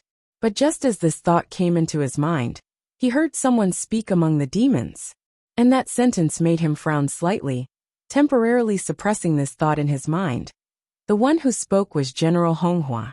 This female demon had already wrapped up the wound on her head, and seemed to be fine. She jumped up from the group of demons and landed on the huge head of a wild beast, and shouted at the two people. "You two are very bold. How dare you block King Yu Jun's way? Where did you leaders come from?" It turned out that the two people on the rock were not with them. But the 2 men who were playing against each other didn't answer her immediately. Instead, they played 2 moves in silence. After General Honghua shouted that sentence, she didn't rush them, but just stared at them angrily. And the demons behind her also didn't make a sound, looking as if they were extremely afraid of these 2 people. When the black-robed and bearded handsome man put down another piece, he raised his head and looked at General Honghua. "King Yu, humph. Where did this little demon come from? How dare you show off here?" He sneered and said, "Block King Yu Jun's way? Hey, let me ask you, you demons, are you looking for trouble with a group of soldiers who left the army?" General Honghua was slightly startled, not because they knew about this, but because, although she couldn't see through the cultivation of these 2 people, she knew that they were far above her. Maybe they were 2 true realm cultivators. 2 true realm cultivators, caring about the life and death of more than 100 mortals? She frowned. "So what if we are? Are you going to stand up for those mortals?" The bearded man suddenly raised his eyebrows and laughed. "So what if we are?" "Humph." He stood up. His body was extremely tall, almost 2 heads taller than ordinary people. "Do you think the people of the Li Kingdom can be touched by you bastards? Just now, which blind bastard killed the people of the Li Kingdom? Obediently come to me and accept your death." His words were not only heard by the demons, but also by Kong Tongzi and the Li Kingdom soldiers behind him. They were all startled. Kong Tongzi hurriedly narrowed his eyes and looked at the bearded man again. He originally thought that it was just an internal conflict between the demons. But now that he said these words, he was actually full of righteousness and wanted to protect them, not at all like an evil demon. He looked at the handsome middle-aged man in front of the bearded man again. Although he didn't look good, he looked like a dragon and a phoenix, and didn't have the temperament of an ordinary demon. Could it be? He had met a master who helped him. That master was these 2. They were actually protecting them all the way.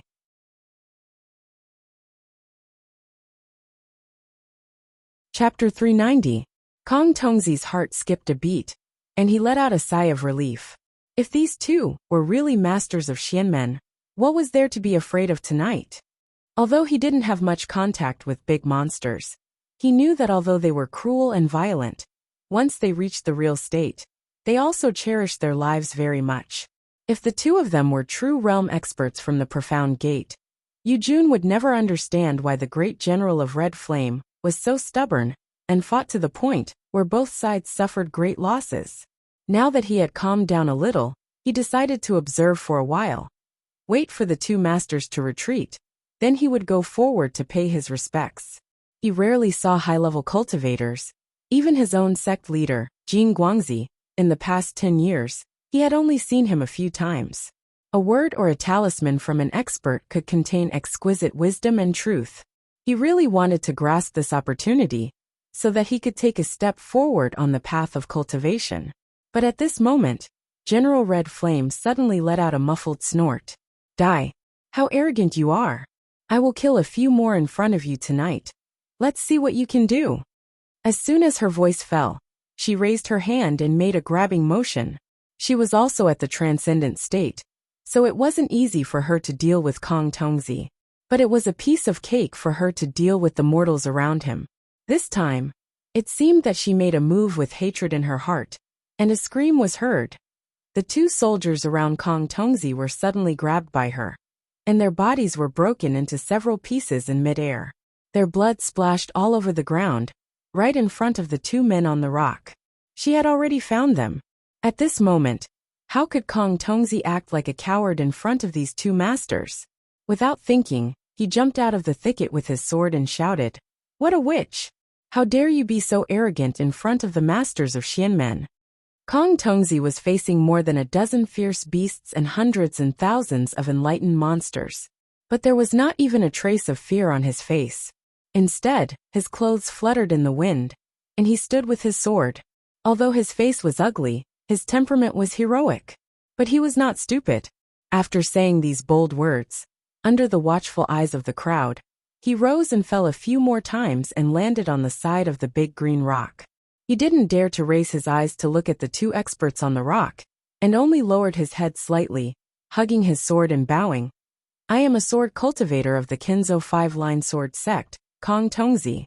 I was ordered by my master to escort a group of soldiers to Mangwan Mountain to investigate the situation of the demons. A few days ago, I encountered this demoness. Fortunately, the two of you helped me in secret. I hereby thank you." After saying these words, he did not dare to raise his head, and only stared at the ground 3 inches in front of his feet. But strangely enough, when he jumped out, the demons didn't make any noise. He seemed to have been thrown into confusion by this sudden scene, and didn't know what to do. For a moment, the wind and moon on the large green rock were silent. Only the blood from the Li army corpses that had been crushed in the air flowed along the lines of the green rock like a small stream. After a dozen breaths, Kong Tongzi also began to feel strange. He couldn't resist raising his head to look when he heard the sound of clothes rustling. It seemed that the curly-bearded Taoist who had stood up earlier had sat down again. He then heard the man say, "So, the one who protected these people along the way was you?" Hearing this voice, Kong Tongzi's earlier bit of hesitation completely disappeared. When the man spoke, there was a righteous aura in his voice. This was not something a normal demon could pretend to be. He had to be an accomplished master. Thus, he gathered his thoughts and hurriedly said, "Yes. I was ordered by my master." The curly-bearded man did not seem to be interested in these things and quickly interrupted him. "So, the Earth God was also killed by you?" Kong Tongzi paused and thought for a moment before realizing what the Earth God was referring to. The Qing soldiers said that the painter accompanying them had killed some old fox, and was calling himself the Earth God. At the time, he didn't think much of it. He only thought that if a painter could kill it, it had to be an unranked little demon. Earlier, when General Honghua had blocked the way, she had specifically mentioned, whoever killed her personally granted the land. Now this curly-bearded Taoist had mentioned it again. It seemed that he had also heard it from General Honghua. That old fox, what kind of god was he? At this moment, Kong Tongzi slightly regretted that he hadn't investigated in more detail. Just as he was hesitating, he heard the general of Red Flame yell, "That old thing is a good-for-nothing, but according to people, He is the father-in-law of our king. Are you going to meddle in this matter? Hearing these words, Kong Tongzi already had a plan in his heart. It looked like that old fox was quite a character. Then wasn't that a meritorious service? He immediately raised his hands again and lowered his head. In a low voice he said, Taoist, that old fox was killed by I. He then turned his head slightly to look at General Hong Hua and laughed coldly. Everyone has the right to punish evil and unorthodox sections, let alone a mere fox demon. Do you dare to be presumptuous in front of these two Taoist priests? General Hong Hua glared at him and shouted in a delicate voice, You? I've already fought with you just now. How could your means be able to deal with his wind of primordial chaos? I think. While saying this, she rolled her eyes and grabbed something next to her. Someone else did it, right? The withered tree that had been blocking Li Jun's path was immediately torn into pieces, revealing the hundreds of people behind it. The female monster's eyes wandered back and forth among these people for a while. Suddenly, she fixed her eyes on Li Yunxin.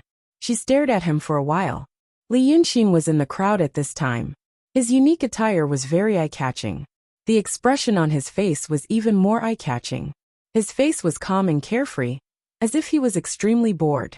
It was as if the terrible situation here did not affect him at all, and it was all just a joke. General Hong Hua looked at him and pointed at him. Was it you? He didn't seem to be taken seriously by the female monster. This made Kong Tongzi's face heat up. He frowned and said in a deep voice, He is just a painter. I am a cultivator of Kinzo's five-line sword sect. How can an ignorant demon like you guess my means? The bearded Taoist sighed. He seemed to feel that the two of them arguing was very boring. Kong Tongzi immediately stopped talking and waited for the expert to make a decision. The bearded Taoist sighed and said, In short, it was either him or him, right? This sounded like he was talking to General Hong Hua. Then he raised his hand and waved. Then you can take these two people away. They are not children of my Li kingdom. But if you take these two away and tell me about that land of yours, I'll settle the score with you for killing my people. Kong Tongzi was stunned because of the words of the bearded Taoist. People of the Li kingdom? Hand me and the painter over to the demon. What does he mean? He subconsciously raised his head. Before, he was afraid of the majesty of these two experts. When he came close, he bowed his head and didn't dare to look at them directly. Because it was night and the light was not good, he didn't see what the bearded Taoist robe looked like. But now, he raised his head in surprise and finally saw it clearly. That was not a Taoist robe. The black robe of this bearded Taoist was embroidered with golden thread. It was the totem of the 5 fierce beasts and 5 birds. This was the totem of the Li kingdom's royal family. Before he could come to a conclusion in his mind, he suddenly heard Diwu Jing's voice behind him. Diwu Jing was a man like an iron tower. Usually, his voice was calm and a little hoarse. But now, his voice was sharp and thin, as if an invisible hand was strangling him. This Duta commander of the Li kingdom's howling army ran a few steps forward on the path. He didn't care about those terrible beasts at all. He ran until he reached the big green rock. Then he knelt down. His eyes were straight, and his lips were trembling. Your Majesty, Your Majesty. I, Duta commander of the howling army, Diwu Jing, kowtow to Your Majesty. A chill suddenly climbed up Kong Tongzi's body. It came from his tailbone and went up his spine to the top of his head in an instant. He widened his eyes and stared at the bearded Taoist. He couldn't say a word. He also heard Diwu Jing kowtow 3 times and 9 times under the big green rock. He also heard him say things like, I had the honor to see Your Majesty in the 32nd year of the Upper Yuan dynasty. Come and kowtow to Your Majesty. Your Majesty is wise and mighty. I knew Your Majesty wouldn't die like this. And so on. After a dozen breaths, Kong Tongzi's legs went soft and he fell to the ground. His teeth chattered. You are Emperor Li? That is, Emperor Li of the mysterious realm.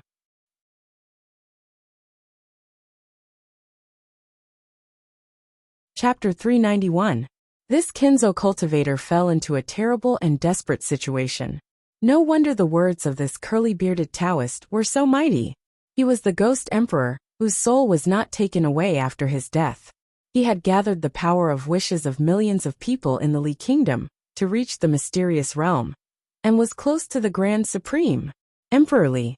He had the aura of an emperor. Such a terrible big demon. No, it could not be described as a big demon anymore. Which big demon in the world could kill 3 mysterious realm and 2 real realm cultivators of Daotong and Kenzo as soon as they achieved the Tao? And he actually sent himself in front of such a terrifying fiendish demon. But whether he was afraid or surprised, this Emperor Li didn't seem to care. This ghost emperor didn't look at him. Instead, he looked at Diwu Jing, who was under the green stone. 80 or 90 Li soldiers were already kneeling. Some were shouting, "Long live the emperor." Some dared not make a sound, and some only buried their faces on the ground, not daring to move. Many of them had heard that the dead emperor became a ghost cultivator. With such a big movement, and the battle witnessed by so many people, even Daotong and Kenzo couldn't hide it. But now they really saw it. This kind of thing was beyond the endurance of many people. In such an era, the emperor was like a god in the hearts of mortals. And this one in front of them was an emperor who had the magical power of a god. This Emperor Li snorted softly and stood up again. He walked over Kong Tongzi, who was sitting on the ground with his hands behind his back, and walked to the big green stone. After I became a ghost cultivator, there are many things I can't remember, but there are many things I remember more clearly. He frowned slightly and looked at Diwu Jing, who was under the stone. "Raise your head." Diwu Jing immediately raised his head. His eyes were bright and looked straight into the eyes of the ghost emperor, which was a sharp contrast with Kong Tongzi. "I remember you." Emperor Li looked at him and nodded slightly. "In the 32nd year of the Upper Yuan dynasty, I was in a good mood, and it was the Lantern Festival. So I called the officer of the Xiao Luo army, who was in the capital, to drink on the golden platform. You are Lu Tianji's bodyguard, right?"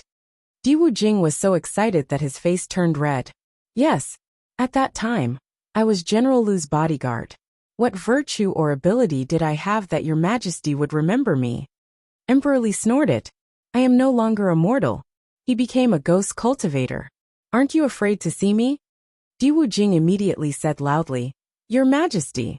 I still remember on the golden platform during the Lantern Festival, His Majesty said to General Lu, "Your bodyguard looks mighty and looks like a talented general. That's why I'm here today. Your Majesty's kindness to me can't be repaid in this life, the next life, and the next."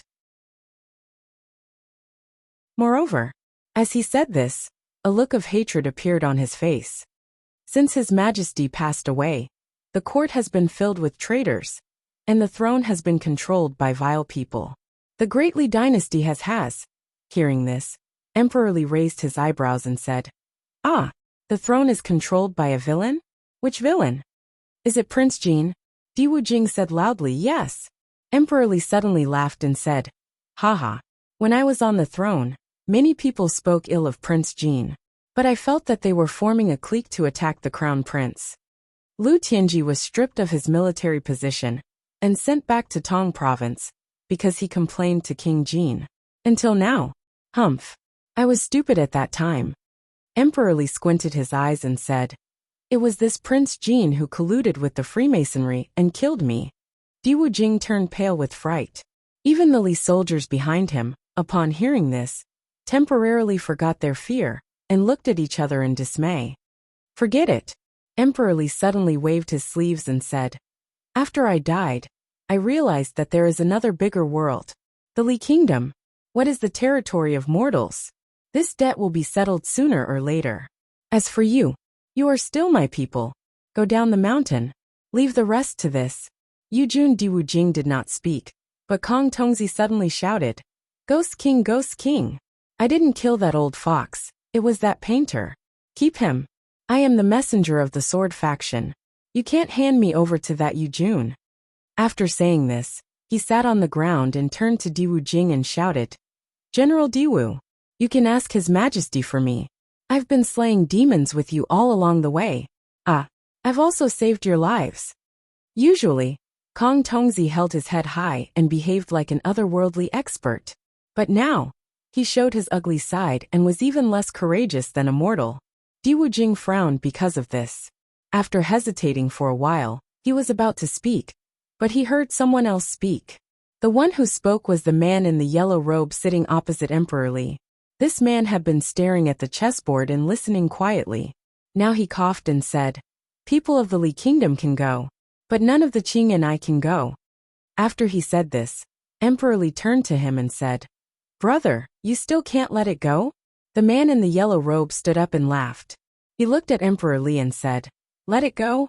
You and I are both ghost cultivators. Since we are ghost cultivators, we have an obsession that turned into this Dharmakaya. If we really let it go, how can it still exist in the world? What's more?" He frowned and said, "The Qing and I destroyed my country and harmed my people. Humph, this debt will never be settled." People already knew that this Emperor Li was the Wuwei Emperor of the Li Kingdom, who died a few months ago. And now, hearing this man talk about country and people, Kong Tongzi was stunned again. Who was this man? But after a few breaths of time, he once again widened his eyes. Although his cultivation was low, he was well informed. So he knew that the Langia cave of Daotong had gone to the river Wei of the Qing kingdom. It was said that in the city of Wei, they fought with the terrible demon, the dragon Jiuqi, and lost many people. There was also a strange thing in the process. It was said that the soul of the previous dynasty of the Qing kingdom, the last emperor of the Yi kingdom, Emperor Yizhou, LV Zhengyang, had not been taken away by the black and white Yama kings after his death. At that time, the ghost emperor of the Yi kingdom and the dragon Jiuqi also stirred up trouble. Later they were defeated by the masters of the Langia cave. Could it be? You are the Zhao emperor of the Yi kingdom, LV Zhengyang? Kong Tongzi stared at him in disbelief. He also saw the pattern embroidered on his yellow robe. It was a dark golden tiger with 2 heads. It was indeed the emblem of the royal family of the Yi kingdom. LV Zhengyang snorted and said, "You are quite knowledgeable." Kong Tongzi was stunned for a while, and suddenly rushed up to hug his leg and said, Ghost King, since you want to take revenge on the people of the Qing kingdom, let me tell you. Among the people of the Qing kingdom, there is a painter with powerful magic. Yes, powerful magic. He was the one who killed the old fox. Ghost King, think about it. He is just a painter, but his cultivation has reached such a level. He must be from a noble family of the Qing kingdom royal family. He must have been fed with elixirs to be like this. Kong Tongzi said all this in one breath. He then raised his hand and pointed at the Qing army. It is that person.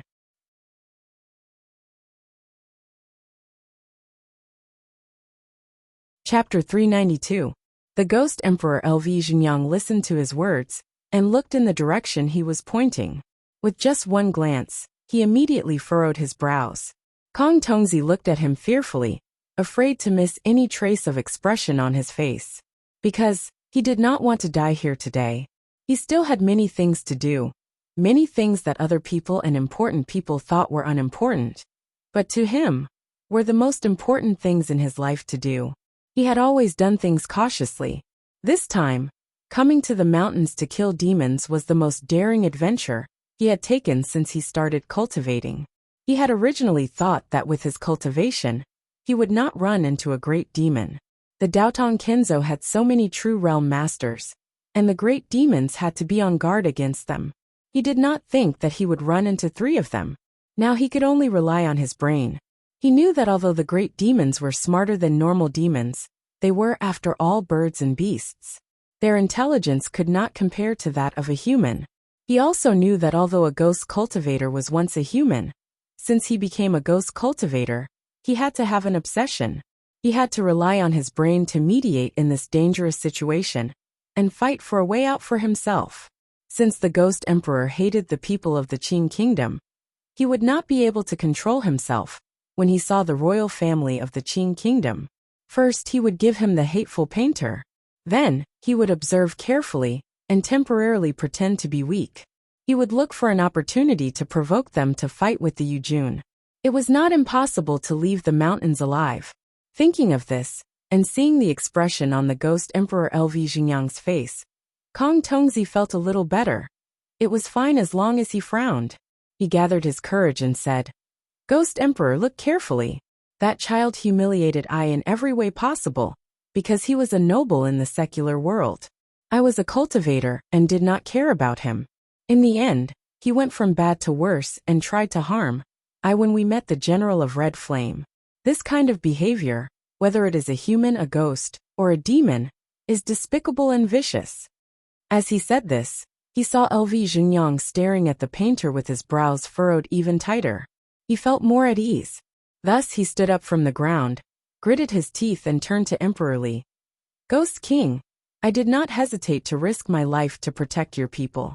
Yet he and the Qing soldiers are watching from the sidelines from the back, watching as we go to our deaths. Do you think you can tolerate such a thing? Before Emperor Yi spoke, Emperor Li stared at Diwu Jing and said, I hate those vicious people who secretly do bad things. Diwu Jing, is what the Taoist said true? Diwu Jing hesitated for a while, not knowing if he should tell the truth or defend Kong Tongzi. Kong Tongzi had fought side by side with them before, so they were comrades after all. If someone else had asked him, he wouldn't have hesitated to say, what he said is true. But now it was Emperor Li who asked him. His reverence for the Ghost Emperor made him hesitant. At this moment a young man suddenly shouted, Bullsh *T. When did we sit back and do nothing? When did we want to harm you? The person who spoke was none other than the soft-skinned but hot-tempered Yin Heir. The Qing soldiers saw the situation in front of them and heard these words. Even if they didn't know the inside story, they knew they were in a hopeless situation. Under these circumstances, as mortals, their lives were in the hands of demons. In other words, there was no way out. Since there was no way out, they wouldn't lose their courage like Kong Tongzi, who still had a glimmer of hope. Thus, when Yin Heir heard these words, anger rose in his heart, and evil grew in his heart. He was the first to jump out, onto the hill next to the path. He wore a soft leather armor, and held a longbow in his hand. As he cursed, he took out 3 arrows from the quiver on his waist, knocked them and shot. I'm going to die today anyway, so I'll send you on your way first, you shameless Taoist priest. As soon as he finished speaking, he used the method of shooting arrows in rapid succession. 3 arrows whooshed toward Kong Tongzi's face. The wind was strong, the sky was dark, and they were far away. But these 3 arrows were terrifyingly accurate. The first arrow was about to hit the bridge of his nose, but Kong Tongzi caught it with his hand. The second arrow hit the tail of the first arrow, but it didn't split it. Instead, it nailed it forward a little. Yin Heir's arrows were specially made, and the tail was made of fine iron. Kong Tongzi was slightly stunned. He was a cultivator, and this was the first time he saw a mortal with such exquisite skills. It could be called magical. While he was still in a daze, the third arrow had already arrived. It had hit the tail of the second arrow, and nailed the arrow he was holding onto a little further forward. It was only a little bit, but the arrow had finally pierced through his skin. But Kong Tongzi was also a cultivator in the transcendent state, and his body was much stronger than a mortal's. The arrowhead left a small wound on his body, and could not go any further. It only pierced out a drop of blood. However, this drop of blood had already shocked and enraged Kong Tongzi. A cultivator in the transcendent state was injured by a mortal. A wave of anger rose up in his chest. He exerted force in his palm, and the arrow shaft immediately shattered into pieces. Then he widened his eyes and shouted, 2 Ghost Kings, let I help you take care of this mortal who doesn't know what's good for him. A fight between a transcendent state sword cultivator and a mortal was like a fight between ants in the eyes of the big demons. Who would care? Emperor Li didn't even look at him, and only said to Emperor Yi, Brother, what are you thinking about? Is there anything special about that painter? Emperor Yi Junyang frowned again. That person seems familiar. The person he was talking about was sitting on a short horse and looking at Emperor Li. Emperor Li. Other than the World Two Sages Shinryu and Golden Rock, he was the demon closest to the Taishang state. Li Yunqin really wanted to see something different about him. But he didn't know if it was because his cultivation was limited, or because Emperor Li's cultivation was too high. But he couldn't see anything different. Like Emperor Li, he didn't care about the fights between the mortals and low-level cultivators. But the others couldn't be as calm as him. Yin Heir jumped up the hill and shot 3 arrows. Ding Min grabbed Li Yunxin's hand and didn't care about etiquette anymore. Taoist, who is that person? Qing and I? What is he talking about? This was the first time he disregarded etiquette and touched Li Yunxin's physical body, and he did it in a moment of desperation. But even so, he felt something was wrong. This Taoist Han Yuanzi's hand was so cold. It was an autumn night, and it was naturally cold. When the armor touched his neck, it was so cold that he sucked in a breath. But this Taoist Han Yuanzi's hand was as cold as the armor. It was as if he didn't have any body temperature. He was the same temperature as the outside. Because of this, he was stunned and quickly let go of his hand. But Li Yunxin squinted his eyes and didn't care about his actions. It was as if what they were doing had nothing to do with him. Ding Min had seen this when they were saved by Old Fox for the first time. He also saw it when the Li army fought against General Hong Hua. At that time, he always felt that there was a reason for it. The first time he saved them, he acted like a master. Naturally, he didn't care. The second time he watched the Li army fight against the demons, he also said that he hated Kong Tongzi.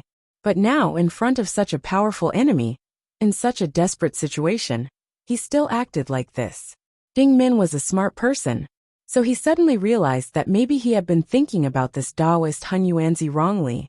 It wasn't that he was a master or hated Kong Tongzi, but he really didn't care. Everything he did didn't have a clear goal or desire like the secular people. He just did what he wanted to do, and didn't do what he didn't want to do. Just like now, he didn't want to escape, and he wasn't in a hurry to escape. So he was as steady as a mountain. Ding Min froze for a moment, then looked at Li Yunxin one last time. Then he turned his horse and walked away from him. He realized that this Taoist Han Yuanzi wouldn't save them, or make plans for them just because he asked. It was just like when the young masters of the rich families in the capital met a pitiful beggar on the road. If they were in a good mood, they would throw a piece of silver, or even have someone take the beggar back into their manor. If this beggar thought he could beg that noble person for everything, then he was delusional. Ding Min jumped off his horse. Kong Tongzi had taken 3 arrows from Yin Air, and was furious. This commander knew that they were on the edge of life and death, and that the enemy was not someone they could fight against. Thus, he pulled out the short knife at his waist, and ruthlessly stabbed it into the butt of the warhorse he was riding. The warhorse whinnied in pain and charged forward into the Li army formation. On this narrow mountain path, the Li army was a mess. Men and horses were thrown off their feet. Then Ding Min shouted, "Everyone run for your lives! Those who escape, tell everyone what happened today." He was an old soldier who had seen life and death, so he was very decisive. While many of the Qing soldiers were still watching and hoping for a fluke, he knew there was no way to retreat. They had to take advantage of the chaos to split up and break out. Thus, the Li army and Kong Tongzi were both slightly stunned. After this moment, many of the Qing soldiers copied him and scared away the warhorses and the pack horses transporting the red earth. For a moment, although there were only a few dozen horses, the mountain path became even narrower. There was the power of tens of thousands of horses galloping. The dark night became a mess. Kong Tongzi's anger finally exploded. Seeing that the ghost emperor was not displeased, he raised his hand and raised his flying sword. "Run, where do you think you're going? First, I'll take your painter's dog head and offer it to the ghost king." Li Yunxin had used this method before, and she liked it very much.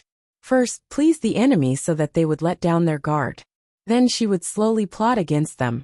Kong Tongzi used it with ease. In the chaos, he stared at the eye-catching white-robed Han Yuanzi. Thinking that he was scared silly, he stabbed forward with his sword. His flying sword had been damaged in the battle with General Honghua earlier. Although it was still green and hazy, its light flickered and did not move very quickly. Even so, it was still much faster than the arrows of secular people. After he shouted this, the flying sword immediately arrived in front of Han Yuanzi's face. The killing intent he had been holding back for a long time was finally temporarily released. In that instant, Kong Tongzi felt his body was incomparably comfortable. Even his blood began to heat up in the cold autumn night. Then his blood froze again. Li Yunxin raised his hand and caught his flying sword. just like how he had caught Yin Er's arrow earlier. He used 2 fingers.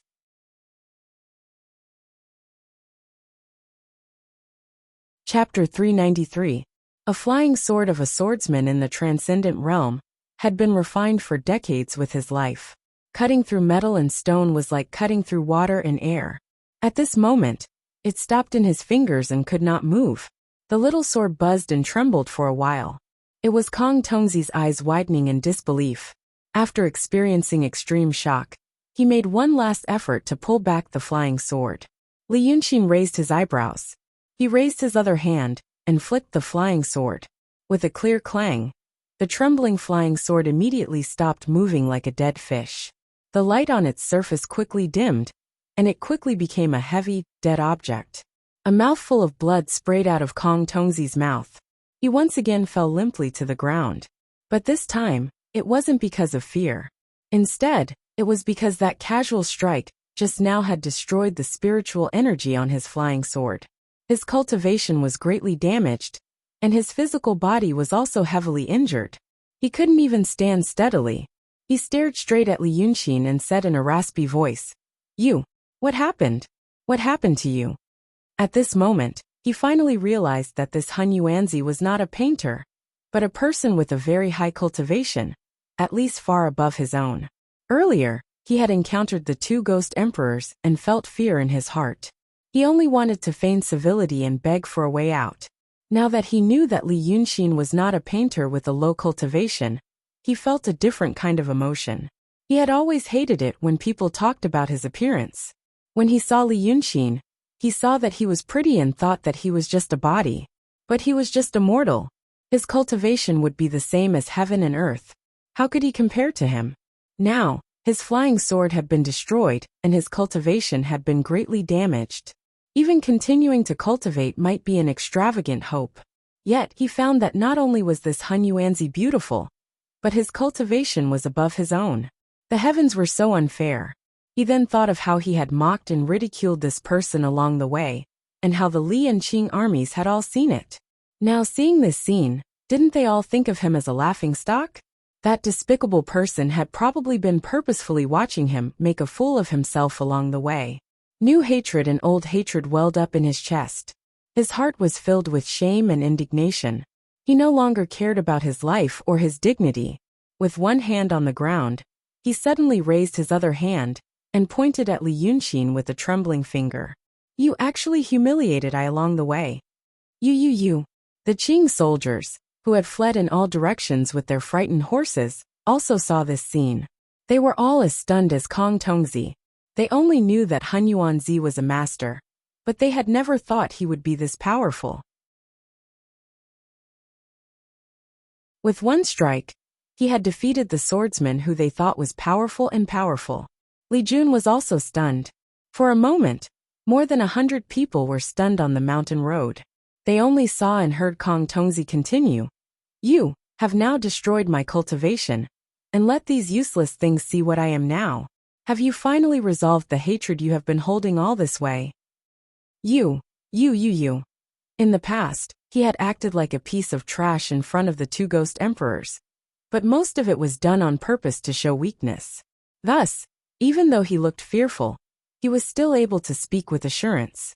Now that he knew that his cultivation had almost been destroyed, and that the person who had harmed him was such a person, he almost couldn't speak. He gritted his teeth and glared at Li Yunxin. He knew that he would be humiliated in a moment. That bastard had endured silently all this way, waiting for this moment. It was simply. Then, Li Yunxin finally sat on the horse, and casually threw the little sword that had lost its light to the ground. The moment it landed, half of it immediately stuck into the rock. Then, he jumped off the horse, and only used 3 steps to reach the large rock. These 3 steps stunned the Qing soldiers, Li Jun, and even Kong Tongzi. He was more than 100 steps away from the rock, but his steps were elegant and calm. And no one could see how he had crossed such a long distance. He stopped in front of Kong Tongzi. Kong Tongzi gritted his teeth and stared at him, waiting for him to lower his head and speak to him with either pride, arrogance, or pity. However, Li Yunxin took another step and swept past him. Does Brother Lu not remember that Li Yunxin in the city of Wei? Li Yunxin looked at Yi Emperor Lu Zhengyang with a slight smile. We've been apart for a few months. I didn't know how you were. It wasn't until I saw you and knew that you were all right that my heart fell to the ground. Kong Tongzi froze in place. It wasn't because he had a slight impression of the name, Li Yunxin. It was because he was ignoring him. Was he treating him like he didn't exist? Li Yunxin stood with the two ghost emperors on the Lone Pine and Bluestone beside the rolling cliffs. These two ghost emperors were both powerful demons. In particular, Emperor Li was famous for his viciousness. No one did not fear him. However, Li Yunxin's aura was not weak at all in front of them. He was tall and slender and wore white clothing. The sleeves of his robe fluttered in the autumn wind like an immortal who could fly away at any moment. In the eyes of the Qing soldiers who had been fleeing in all directions, this scene stunned them for a moment. He already knew that this Taoist priest Han Yuanzi was beautiful and elegant, but now that this beauty was paired with such a powerful aura, it was more than 1,000 times more shocking. Because of this, they all stopped in their tracks. Many of them had fled with Ding Min and Su Mao. At this point he hesitated and asked what he should do, because fleeing in all directions was the worst plan. Let's not talk about whether he could avoid the beasts and the demon soldiers in the mountains. Even if they avoided it, once they left Manwan Mountain and reached the Qing army camp near Tongtian Swamp, they would lose all the red soil they were transporting. It would be difficult to report back. Ding Min leaned on her saber and stood on the hill. She stared at the white figure on the bluestone with a frown, dumbfounded. It wasn't that he hadn't thought this Taoist priest was powerful, but he hadn't thought he was this powerful. He wasn't stupid. Looking at Kong Tongzi's appearance, he already knew how terrifying those two emperors of the gods were. But now this Taoist priest Han Yuanzi, who called himself Li Yunxin, was standing in front of them. Furthermore, he looked as if he had known him a long time ago. Who exactly was he? Thus, he took a deep breath and said in a low voice, "Let's wait and see." He thought for a bit, but his gaze never left Li Yunxin's body. "We've already scared the horses just now. We can't report back on this mission. Our general died again. If we return to the camp now, we won't have a good ending. Perhaps he can still save us." After he finished saying these words to the soldiers behind him, he heard the ghost king on the bluestone who called them Qing in. I say, Li Yunxin?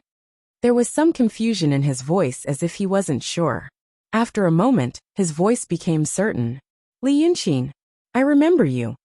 Emperor Yi Lv Zhenyang was also a ghost king, but he was different from Emperor Li. He had been a ghost for a long time, and had been muddle-headed for a long time. As a result, his mind was damaged. He couldn't remember many things clearly. He was like an especially forgetful old man. But now that he saw Li Yunxin again and heard his words, he finally remembered this person. It was this person who broke the seal of his ruined palace and allowed him to regain his mind. He had the fortune he had today. When he remembered this, he immediately burst into laughter, startling the huge beasts under the rock and causing them to growl in a low voice. "When I first saw you, you were still a human, and now, you have also become a demon.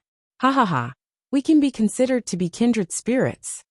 Hearing this, Ding Min and Su Mao's expressions changed. "Demon? Cunning and cruel demon?" Kong Tongzi's expression also changed. But it wasn't because of the demon. It was because he finally remembered the name Li Yunxin. Wasn't he the demon that Daotong and Kenzo captured? He had been humiliated by a demon for such a long time. Now he was crawling at the demon's feet. Where was the justice of the world? He became more desperate and angry. He suddenly raised his head and shouted at Li Yunxin, "It's you!" He enunciated each word clearly before he gritted his teeth. "You audacious demon! You went against sword sect's orthodoxy, and a few days ago, you were chased by my sect leader like a stray dog. You managed to escape with your life, and now you're hiding in the mountains and don't dare show your face. Hee! Ha ha ha! Ridiculous, pathetic, and lamentable." Kong Tongzi's voice was getting more and more excited, and there was even a hint of sadness in his laughter. "You are a coward, and now you only dare to go with people with low cultivation like me. Now I feel relieved. I am only at the level of transcendent state, but I have been fighting with you, a monster of true state, for a whole day. Now I have fallen into the hands of you three demons. Even if I die, it will be a glorious death. Previously, he wanted to fight with the two ghost emperors.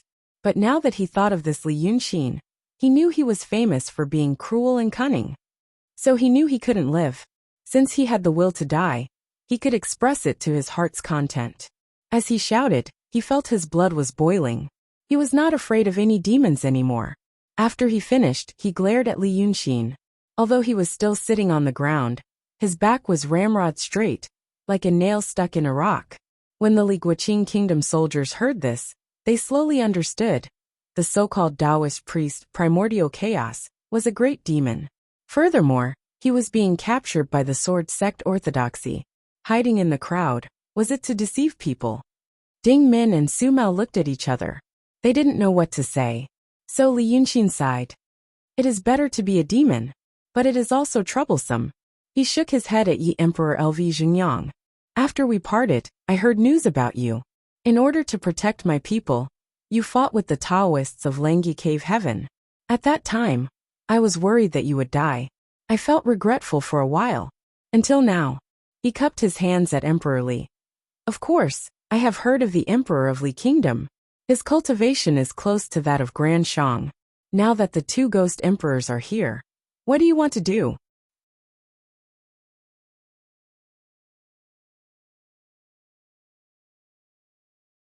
Chapter 394.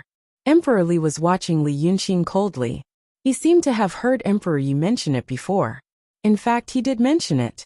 But Emperor Yi didn't remember it clearly, and didn't say it clearly. Now that he saw Li Yunxin, he knew it was that person. He frowned slightly. You are Li Yunxin. I heard you have some tricks, but you are timid. That day, my brother risked his life to protect your people in the city of Wei. I heard you hidden some inhibition. Humph. Emperor Yi was about to say something, but General Honghua was already impatient. She watched the development of the situation coldly, and now understood the reason. It turned out that there was a demon mixed in with the Qing army, and seemed to want to hide his tracks. As for the demon's name, she seemed to have heard of it before. But she also didn't know much about it. She only heard her king mention that there was a demon king called Li Yunxin. He was in the Guanyuan crypt discussing with them, and was attacked by them. After that, she didn't mention him anymore. It was probably because of the current situation. He was attacked by the crowd in the Guanyuan crypt, so he escaped. So, he mixed in with the army of mortals in the mountains and hid himself. Oh, this was a meritorious deed. Now she knew the whereabouts of the demon king. Her king Yujun was going to arrive soon. Didn't she avenge herself and help her king catch the fugitive? Thinking of this, she suddenly laughed. Standing on the head of the huge beast, she pointed at Emperor Li. You ungrateful thing. What are you doing here? When you became a ghost emperor, you were indeed a scary big demon. Unfortunately, you were injured by those old things in the Daotong Kenzo. Now, you are only in the real state. But since you are a demon, and have no grudge against my king, as long as you don't cause trouble today, we won't make things difficult for you. Then she pointed at Li Yunxin. This swordsman is useless. So the one who injured me was you. Oh, Li Yunxin, I've heard about you from my king. Did you escape from the Guanyuan crypt as a sinner? If you meet this general, you won't be able to escape. My great king will be here soon. This area is also surrounded by thousands of demon soldiers under my great king. Today, you won't be able to escape even if you have wings. Hearing this, Kong Tongzi laughed again and shouted, That's right, that's right. I just want to see you demons fight amongst yourselves. It's best if all of you die. I didn't lose my life in vain. One cultivator and one monster quarreled. Emperor Yi frowned, and shifted his gaze onto Kong Tongzi. He looked at him and said to Emperor Li, Brother, you have misunderstood him. We'll talk about it later. Then, he looked at Li Yunxin and asked, Where did this swordsman come from? Li Yunxin turned around slightly, and glanced at Kong Tongzi. Nothing special, just a small fish. Previously, he had wanted to borrow him to infiltrate Kenzo. Now that I've met you, it's useless. Kong Tongzi sneered. He straightened his body and shouted, Hee hee. I Kong Tongzi started cultivating at the age of 12. I've only cultivated for 33 years. My cultivation isn't as good as you demons who have cultivated for hundreds or thousands of years. In your eyes, I'm just a small fish. But my Wujin Sword sect master, Jin Guangzi, has a higher cultivation than you. Today, you're complacent with these demons. A few days ago, you were like a stray dog being chased by my sect master. Now that the war between Xianmen and demons is about to start, if I die today, I'll just die 10 days earlier. I will wait for you in Sunluo Temple. Let's see what you look like then. Do it. After saying this, he frowned and closed his eyes. He just had to wait for the demon's ferocious nature to be provoked by him, and raise his hand to kill him. But then he heard Li Yunxin exclaim, "Oh, so your sect master Jin Guangzi didn't tell you what happened that day?" After saying this, he laughed again. Good. That's easy. Come on, open your eyes and see what this is." The demon Li Yunxin finally stopped ignoring him, and was willing to talk to him. This made Kong Tongzi feel a strange sense of relief. Then, he didn't know why, but he actually opened his eyes and looked at what Li Yunxin said. When he looked, he saw that Li Yunxin was holding a ball of golden light in his hand. Kong Tongzi's eyes widened, and he couldn't say a word for a long time. Although he was a low-level cultivator, as a disciple of Wujin Sword sect, he knew what his sect master's natal magic weapon was. The golden thing in Li Yunxin's hand. If it wasn't the glazed sword heart, what else could it be? How did it fall into his hand? His throat gurgled, and after a while he exclaimed, How could it be with you? What kind of trick is this?" Li Yunxin snorted and laughed. "So your sect master didn't tell you? Not only her natal magic weapon is with me, but her cultivation has also been greatly damaged." Then, he stopped smiling and said, "Do you think a few stinky Taoist priests like you deserve to take my life?" Kong Tongzi was dumbfounded. Emperor Li didn't like Li Yunxin at first, but after hearing what Li Yunxin said, he laughed. "I like this. What kind of people are those stinky Taoist priests?" Li Yunxin smiled at him, but Kong Tongzi shouted again, "It's fake. It must be fake." He shouted hoarsely, as if what was taken away was not Kong Tongzi's treasure, but his own. "You demons are cunning, you used this clumsy method." At this point, Li Yunxin flipped his hand, and casually threw the glazed sword heart in front of Kong Tongzi. "See for yourself." After he took out the treasure, the vast mountains nearby were illuminated by the light emitted by the golden magic weapon. Whether they knew or not, they all knew that this must be a very powerful and precious thing. When he said that this was the natal magic weapon of the head of Kinzo's Wuji Sword sect, everyone knew that it was indeed a precious treasure. Then when someone sighed, "How dare he show such a precious thing to others? Is he not afraid of being coveted by others?" But he suddenly threw this treasure in front of Kong Tongzi, as if he was throwing some peels of a peach. This dazzling golden glazed sword core landed on the boulder, emitting a crisp sound that stunned everyone. It spun in front of Kong Tongzi a few times before stopping. Then, Kong Tongzi suddenly pounced on it, stretched out his hands, and tightly hugged it, as if he was afraid that someone would snatch it. Then, he stared at Li Yunxin with surprise and suspicion, and then dared to look down at the treasure. Perhaps the cultivators of Wuji Sword sect had some unique method to identify this thing. Kong Tongzi only looked at it, touched it, and then suddenly raised his head, his lips trembling violently. Then he shouted, "It's real! It's real!" Then he was stunned for a moment and suddenly danced with joy. "Ah! Ha ha ha ha! The glazed sword heart is in my hands! It's in my hands!" As he shouted, he hugged the thing tightly. He crawled 2 steps to Li Yunxin and grabbed his leg. He raised his head and looked at Li Yunxin with a burning gaze. This demon king! I am also willing to be a demon. Since you gave this to me, then you definitely want to use me, right? I will be loyal and devoted to you. I will go through fire and water, through mountains of blades and seas of fire. Please bestow this glazed sword heart to me. I am willing to do anything." But Li Yunxin kicked him away. Emperor Li saw this and sized up Li Yunxin. He suddenly said to Emperor Yi Xingyang, "This kid is an interesting person. I think I like him a little." To be able to casually throw away the glazed sword heart. There isn't a second person in the world, right? Li Yunxin smiled. This thing is useless to me. Since it is useless, then it is dead. As he said that, he turned his head and looked at Kong Tongzi. Since you like it, then take it. Tell your sect leader that I am giving it to her. Then, ask her if you want it or not. Let's see if she is willing to give it to you. Kong Tongzi didn't know what he meant, and could only stare at him. At this moment, the demons in the forest all lowered their bodies. Even the dozens of fierce beasts that were blocking the way lowered their heads to the ground. Suddenly, a chilly wind blew in the forest, sending sand and stones flying. General Honghua shouted, "My king, you are finally here." Her voice was different from before. There was a hint of coquettishness hidden in it. Then, the demon soldiers hiding in the forest suddenly shouted in unison. Their voices spread throughout the mountains, causing the ground to tremble slightly. Welcome Marshal Tong Tian, Flying Tiger King Yu Jun. Amidst the deafening shouts, a gust of black wind swept past the treetops from the northwest, and swept towards the edge of the cliff. Yu Jun seemed to be purposely showing off his power. He only paced around in the forest but didn't show himself. In the deep night, he only shouted in a low voice, like rolling thunder. You two ghost kings have been hiding in the mountains for many days, but you refuse to listen to the Lord Tong Tian, and you are rude to me. Today, I have gathered a great army to capture you all.